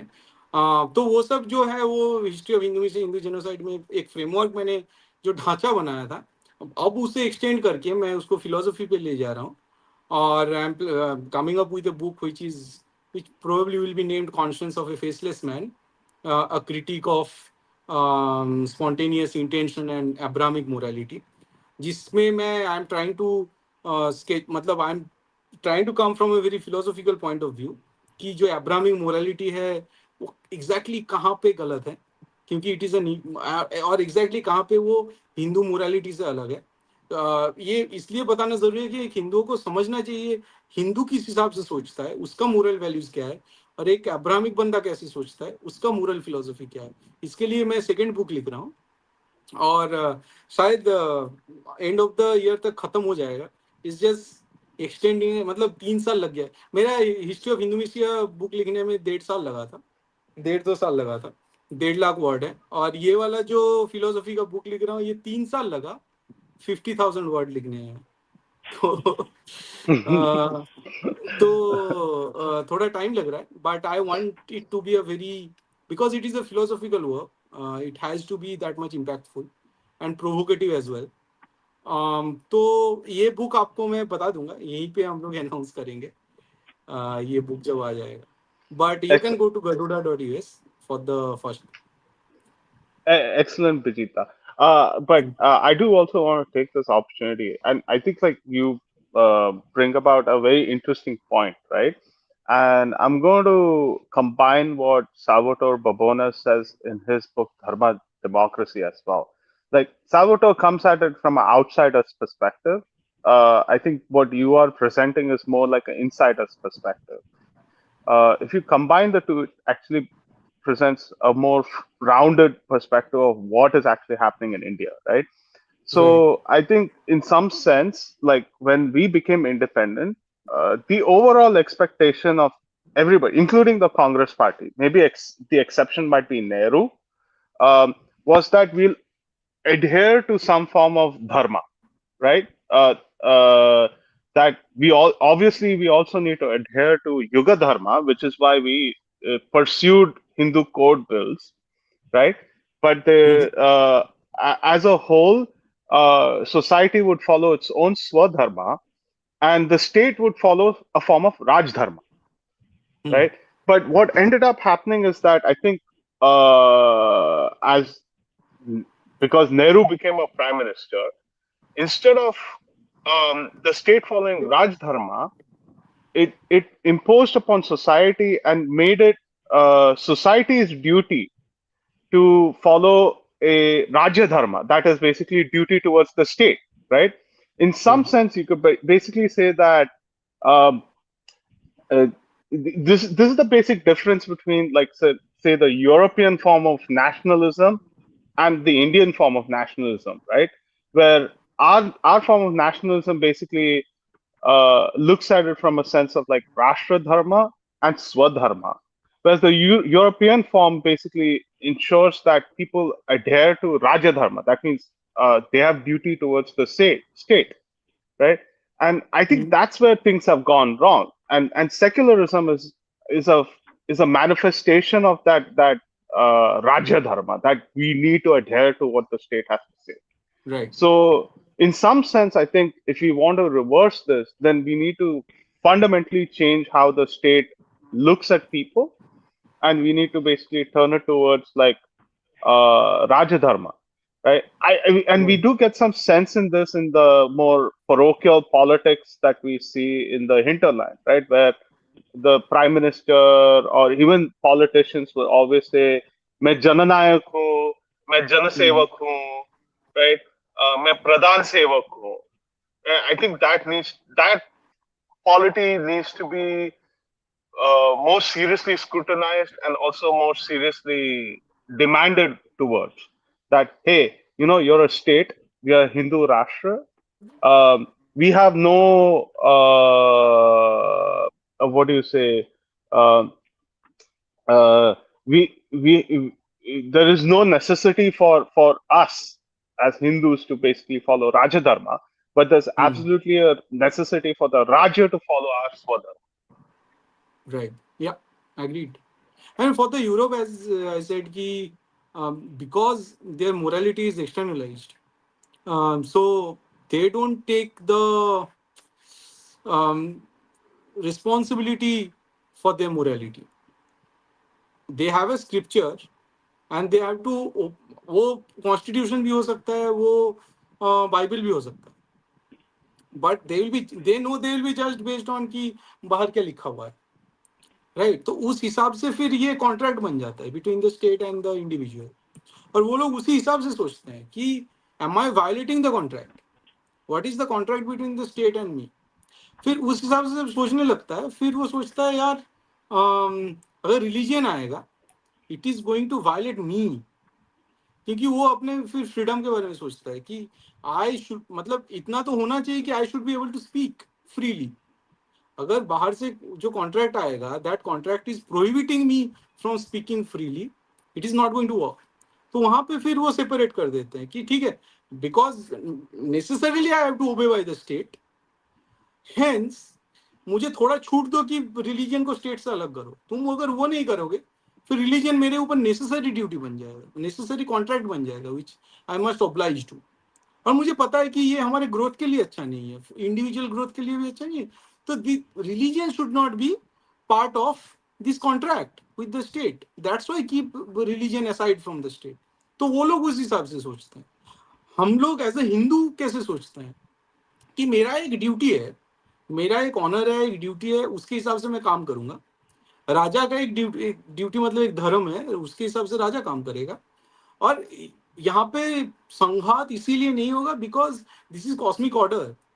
What is cosmic natural order? Cosmic natural is something कि if you have two natural orders, if you keep them side by side, it would not have conflict with each other, right? तो यहाँ से आता है कि मेरा जो sense of order है, सेंस ऑफ धर्म है, राजा का जो सेंस ऑफ धर्म है, it should not necessarily collide. अगर कोलाइड कर गया तो हम में से कोई गलत है। सो it is a very spontaneous order, spontaneous morality that is emerging from with in, जो राजा के अंदर से भी आएगा और जो प्रजा के अंदर से भी आएगा। Hence it is not going to be violated because it is natural. It is not a contract between the raja and praja. जब सेकुलरिज्म बनाते हैं, सेकुलरिज्म जैसे कॉन्ट्रैक्ट की तरह थोपा गया है। दिस ए कॉन्ट्रैक्ट, हिंदू बोल रहे भाई ये कॉन्ट्रैक्ट नहीं चाहिए मुझे, नहीं तुम्हें तो मानना पड़ेगा, क्योंकि I have the infinite power and infinite right to violence. अगर तुम ज्यादा हिंदू बनोगे तो I will perpetrate violence on you. This is the words of the state, right? कि तुम हिंदू बनोगे तो तुम्हें गलत केस में फंसा देंगे, ठीक है, कि Hindu terror and what not, ये सब नैरेटिव क्रिएट करेंगे। सो यहाँ पे अलग हो गया, जहां से एक कॉन्स्टिट्यूशन आया, फिर एक कॉन्ट्रैक्ट बना दिया गया, वहां से वो धर्म भी लुप्त हो गया। अब हिंदुओं को बचने के लिए री इन्वेंट करना पड़ेगा, probably a new sort of order which will be between the sense of contract and sense of dharma, because जो सेंस ऑफ धर्मा है, कोई अब्राहमिक बंदा तो इसमें एग्री नहीं करेगा ना। वो बोलेगा कि now I have to sign a new contract, why would I? जब देश स्वाधीन, मतलब देश को जब फ्रीडम मिला था, I signed to this already existing constitution with the footnote कि it will be secular. अब वो तो इसको कॉन्ट्रैक्ट की तरह देख रहा है ना, उसका माइंड इस तरह से चलता है, वो धर्म के हिसाब से थोड़ा ही देख रहा है. So I I don't do. know what is the answer. No, I'll push back on a little bit on you, right? Like, Hmm.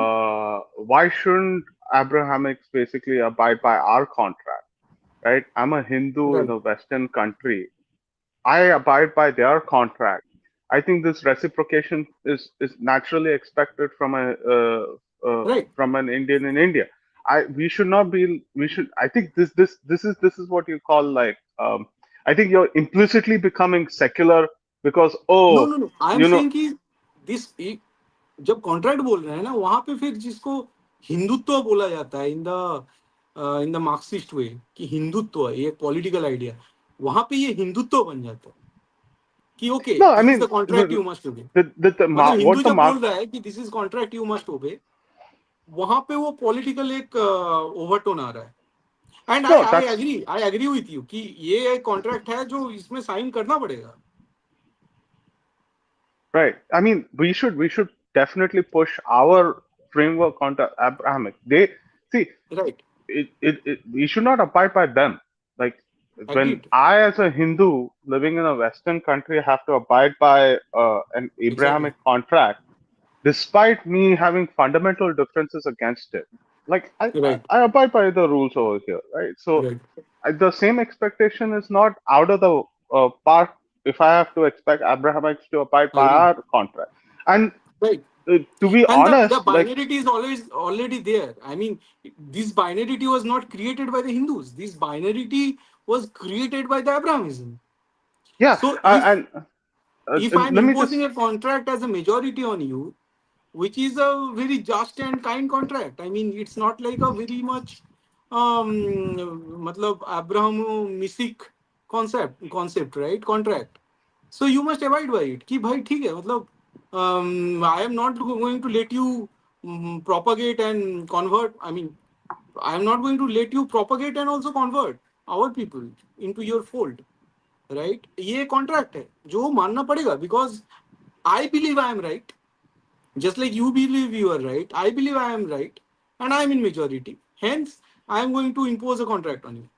And this is a valid thing. I mean, obviously, if the majority is assuming the power, and if the majority is united and have the guts to be the state, then the state will be guided by this majority. I mean, it is not a fascist idea, right? If it is just, if it is spontaneous, and if it does not have a dhandabaji, a intentional morality within it, then I don't think it is a fascist idea.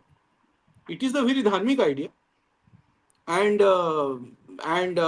it is a sort of mechanism to save itself from these tribal sort of doctrines, which are Abrahamic doctrines.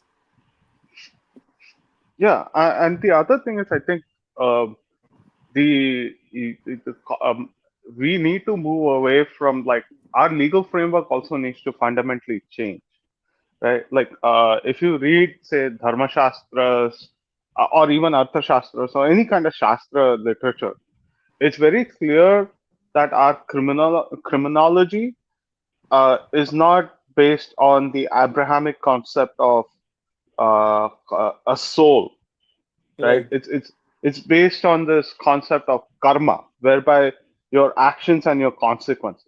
What is Right. your actions and what consequences should be there? Like our entire justice is basically defined on those terms, right? So Hmm. I think beyond just moving.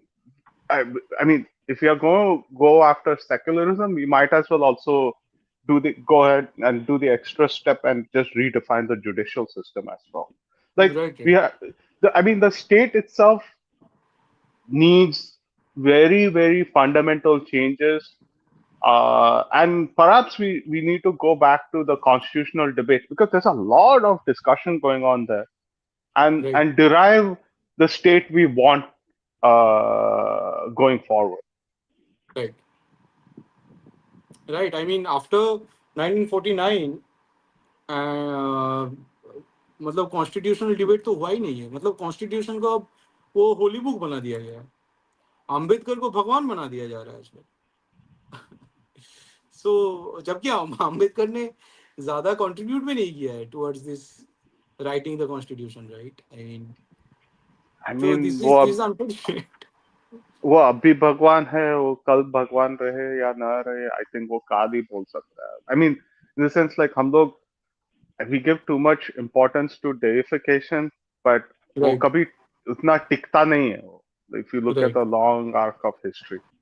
But yeah, good work, good work. Thank you, thanks a lot. Yeah, thank you, Shastri, for coming, for joining. Really appreciate. Okay. Thanks. We'll take. Do you have any more questions, or we'll go back to a few other audience questions? Okay. Shastri has left. Let's take a few questions. I think Boshalidi had a very early. She had asked a question. Let me go through that itself. Let me see. Yeah, this is the first question we received from Boshalidi. So please talk about how most people don't understand the difference between pluralism and secularism, and how this is exploited by the minority appeasing political parties. Interesting. Right, right, right. See, the point is that uh, secularism is the homogenizing idea. ये बोलता है कि सबको एक जैसा होना, मतलब obviously there are minority rights, मतलब आर्टिकल 25 to 30 तो माइनॉरिटी राइट पे है, माइनॉरिटी को तो अपीसमेंट दिया गया है ना। आर्टिकल 25 और 30 को अगर तुम हटा भी दो कि ठीक है, मतलब उस हिसाब से अपीसमेंट नहीं दिया गया है, मान लो, ठीक है, you can talk about it later. और उसी के थ्रू ये सब जो भी डिस्टॉर्शन है वो बहुत ज्यादा घुसा है। But for for a moment assume कि 25 to 30 आर्टिकल 25 to 30 एग्जिस्ट नहीं करता Indian constitution. Even then secularism doesn't talk about diversity, मतलब it does not endorse any diversity और डाइवर्सिफाइड थॉट, ठीक है।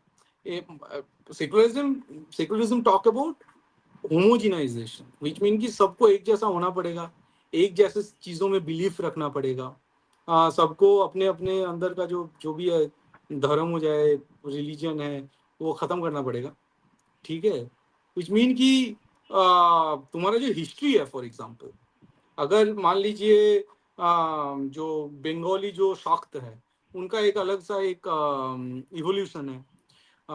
फिर उधर अपना जो मान लीजिए तांत्रिक बुद्धिज्म है लद्दाख में, उनका अपना इवोल्यूशन है। साउथ में एक अलग इवोल्यूशन है, आंध्रा साइड अलग इवोल्यूशन है, इवन बंगाल में वैष्णव है, उनका अलग इवोल्यूशन। तो ये सबको अपना sort of you, it's a Marxist idea in the sense कि you have to, in order to be homogeneous, you have to sort of erase this your history and your ancestry as well.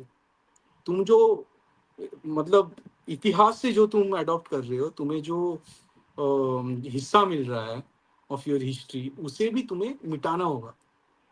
सबको एक जैसा होना पड़ेगा, सबको secular होना पड़ेगा। Now, ideally ये होना नहीं चाहिए, आइडियली सेकुलरिज्म स्टेट का प्रॉपर्टी होना चाहिए, इंडिविजुअल का प्रॉपर्टी नहीं होना चाहिए। बट ये बुक्स के जरिए, ये जुडिशियरी के जरिए, ये डिफरेंट लॉ के जरिए, पार्लियामेंट के जरिए, न्यूज के जरिए इसको थोपा जाता है कि तुम क्यों राम टेम्पल के बारे में बात कर रहे हो, या फिर राम टेम्पल की जगह टेम्पल भी रहेगा और पता नहीं क्या क्या रहेगा, मतलब एक मस्जिद भी रहेगा, एक साथ रहेगा, म्यूजियम बना देंगे। मतलब just think about the distortion. मतलब ये हिंदुओं का लैंड है भाई, या यहाँ राम का जन्म हुआ था, ये हमारा बिलीफ है, रिकॉर्ड्स मौजूद है, दे दो, जगह खाली करो। नहीं, ये नहीं है, सबको होमोजिनाइज करना पड़ेगा, वहां पे एक सर्वधर्म मेमोरियल बनाना पड़ेगा, ठीक है। This is secularism. प्लूरलिज्म क्या है? प्लूरलिज्म बोलेगा कि ठीक है, हिंदुओं का जगह है, उसे छोड़ते हैं, अपने मुस्लिमों के पास तो काफी मस्जिद वगैरह पड़ा हुआ है, हम लोग वहाँ नमाज पढ़ेंगे, we accept what happened to Hindus, और हिंदुओं को जो हिस्टोरिकली इंजस्टिस हुआ है और उसको हम समझते हैं, ठीक है। हमारा एक अलग सॉर्ट ऑफ हिस्ट्री है, which is a little more recent history, which is the Muslim history, but we are part of this land which is called India. India में सारे जैसे अलग अलग फूल है, अलग अलग पेड़ है, तो उसी तरह से हिंदू एक बड़ा पेड़ है, पुराना पेड़ है, हम लोग नए पेड़ है, सब एक साथ रहेंगे। It is a in the woods everyone has its own place. ये नहीं मानना है, ये हिंदुओं को डाइल्यूट होना पड़ेगा, ठीक है, उसे सेकुलर बनना पड़ेगा, और उसे जो सेकुलर नहीं बनेगा वो काफिर है। सो ये जो होमोजिनाइजेशन है इसे सेक्युलरिज्म बोलेंगे, और जो unity in diversity and not necessarily, मतलब it's unification and not homogenization, उसे प्लूरलिज्म कहेंगे, जहाँ पे आइडेंटिटी अलग अलग तरह से रह सकते हैं बट एसेंस एक जैसा रहेगा, that is pluralism. Yes, so we have one more question from Moinak. Is not Constitution copy of Government of India Act 1935 right right with certain addendums? Right exactly. और इवन 1935 में फिर उसके बाद जो मुस्लिम personal law बना था, हाँ, this happened in 1937, जब पहले Muslims in India were as diverse as Hindus in India because they were also Hindus, right? और जैसे मैं बताया था कि अगर एक एम टाइटस का एक बुक है इंडियन मुसलमान, वो पढ़ोगे तो पता चलेगा कि इंडिया में वेजिटेरियन मुसलमान होते थे, मुसलमान टेम्पल के रखवाले करते थे, केरला में मेट्रीलिनियर सोसाइटी होता था, मेमन जो कम्युनिटी होता था वो हरिओम बोलते थे, वो त्रिमूर्ति की उपासक थे। मेमन कम्युनिटी जो बॉम्बे ब्लास्ट किया है उस कम्युनिटी का बच्चा, ठीक है। फिर ये जो 1937 का जो मुस्लिम लॉ आया, वो एक्चुअली मुस्लिमों का जो डाइवर्सिटी है उसको खत्म कर दिया और सारों को एक जैसा मुस्लिम बना दिया, ठीक है। उससे ऑब्वियसली जो इंडिया का इस्लामिक मूवमेंट है उसको बहुत फायदा हुआ, बट जो मुस्लिम डाइवर्सिटी है वो खत्म हो गया। केरला से जो मैट्रिमोनियल सोसाइटी है वो खत्म हो गया, है ना। बाकी जगह से जो लिंगुअल डाइवर्सिटी है वो कुछ हद तक खत्म हो गया, लड़कियों का जो राइट था वो कुछ हद तक खत्म हो गया। और ये सब पंच करके फिर अपना जो इंडियन कॉन्स्टिट्यूशन बनाया गया, उसमें ऑब्वियसली जैसे इस्लामिक लड़कियां हैं उनका राइट तो उस हिसाब से कम हो गया, फिर हिंदुओं के लिए अलग से मैरिज एक्ट लाया गया। मतलब ये जो हौज-पौज किया गया वो तो बिल्कुल ही सेकुलर नहीं था। तो Indian state became the most unsecular, it is now expecting Hindus to be secular, जो अपने आप में एक डिलेमा है। Yeah, this is an interesting question from Boishaliti again. Please talk about beef is equal to secularism, but pork is not equal to secularism, and how Hindus are drawn to this stupid discussion while they pass laws to disadvantage Hindus. Right right. हाँ, तो मैं बोल रहा हूँ ना कि ये जो एक्सप्लेन करने के लिए आपको ये फिलोसफी समझना पड़ेगा। This thing can not be explained in a legal way और इन पॉलिटिकल वे और in the typical news way. News में अगर ये this can not be understood from an Arnab show. Arnab Goswami के शो से ये पता नहीं चलेगा। ये पता करने के लिए हमें ये जो 2 घंटे का डिस्कशन किया ये समझना पड़ेगा कि किस तरह से एक अब्राहमिक रिजेंटमेंट था वो हिंदुओं के अंदर थोपा गया, हिंदुओं के अंदर एक स्प्लिट क्रिएट किया गया, फिर हिंदुओं के अंदर एक सेंस ऑफ इंफीरियरिटी क्रिएट किया गया। In the meanwhile Indian state फिर बाकी लोगों को पादरी और फिर जो अशराफ है उनको घुसाया इस पिक्चर में, ठीक है। हिंदुओं के अंदर रिजेंटमेंट क्रिएट कर खुद के लिए भी और अपने हिंदुत्व के लिए भी, वो जो रिजेंटमेंट क्रिएट है उसको लगा के फिर कन्वर्शन क्रिएट किया, या फिर बी फिटिंग ये सब सिनेरियो लाया।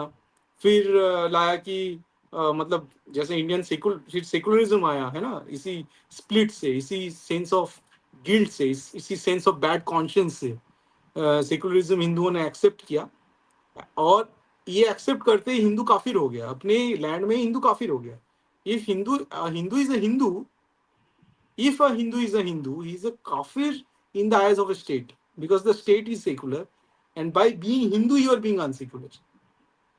तो ये प्रूव करने के लिए कि हिंदू फिर एक जैसे जिम्मी बन गया, एक धिम्मी बन गया, एक काफिर बन गया, वहां से उभरने के लिए हिंदुओं को फिर खुद को प्रूव करना पड़ता है। जो एमटीवी रोडीज में बोलता है ना कि तू अपने आप को प्रूव कर, है ना, एक सेंटेंस आता था, मतलब इसका मुझे समझ में नहीं आता था इसका मीनिंग क्या है, कि अपने आप को प्रूव करके दिखा दो। अब हिंदू अपने आप को कैसे प्रूव करेगा? ये सब लॉ पास करके प्रूव करेगा ना, तभी तो रोडीज बनेगा एक हिंदू। इंडियन स्टेट के आइज में तभी एक हिंदू रोडीज बन सकता है जब वो ये सब वॉक ऑफ बिल पास करा सकता है पार्लियामेंट से। तो वही है कि ये एक रोडीज का गेम चल रहा है और इसमें हिंदुओं को जबरदस्ती धकेला गया है। Okay, this is an interesting take. You want to okay? You need you need a Tulu pump of skeptical intelligence to prevent your intelligence from naturally flowing down the realm of Abrahamic stupidity.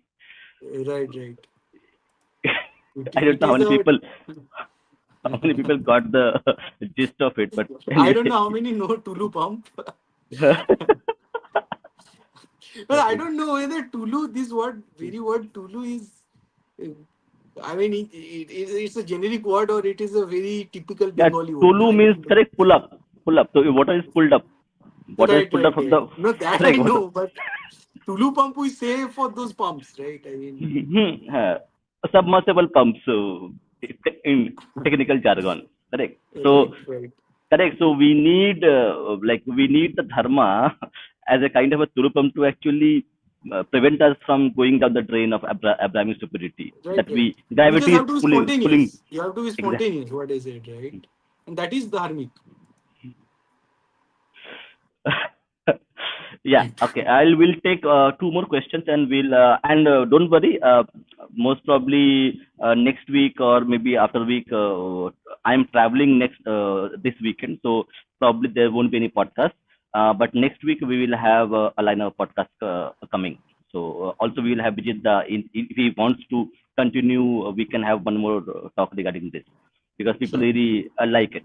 Okay. So we'll take sure. two more questions or maybe comments. Let's see some interesting comments. Okay. Okay. All are almost done. Mm, okay. Okay. This is an interesting comment. And this actually follow up. So once deracinated, detached from the tree, the twig dries up. It cannot produce Right. anything of value. So the second part is it can productively populate other lands, adjusting as per climate condition. So Bashilji is talking about specific regarding dharma. Okay, if Right, but this dharma, is this is beyond this. If you hmm, understand the metaphor here, uh, hmm, I mean, it is far beyond this. It is like a twig got deracinated and cut from the tree. Then the twig managed to get an axe and then walked up to the tree to cut it. It is not merely matlab, deracinating. It is going beyond that. It is beyond. It is uprooting the very tree from which you got detached and you got deracinated. This is what Hindus are doing right now. That was like bringing Waqf bill and all these things, or opposing it when the amendment is being proposed, right? Bringing whatever division of caste bill that would divide Hindus based on caste, and subscribing to it if Congress is bringing it. This is literally like twig walking up to the tree to cut it with an axe. yeah. Last, we thank Sri Harsha Namudri. He's one of our like earliest subscribers, supported us a lot. So he got your book from Garuda. Okay, thank you. Thanks Yeah. a lot. So thank you, sir, and do read and do share your review with us as well, Yes, and also please. on Amazon. Okay, so that more people will able to read the book. And a request to everybody, like we are trying our best to produce bit more better content. So people who are watching, if you can take the membership, it will be really help us, and also you will get a chance to actually talk to the audience and talk to me if you want it. Okay, in any case. It will help us to So propagate as well, yeah, and yeah. get viral as well. So, Yeah, so do consider taking the membership if you can, okay, or else support the podcast by sharing it, okay, by subscribing it, so that we can host more. And last one, next Saturday we are hosting Professor Salvatore Babones for his book on Dharma. So do join us for that. We are looking forward to it to talk to him and take his view on Dharma democracy from his recent book. So thank you everybody for joining. Jai Shri Ram, Vande Mataram. Jai Shri Ram, Bande Mataram. Thank you.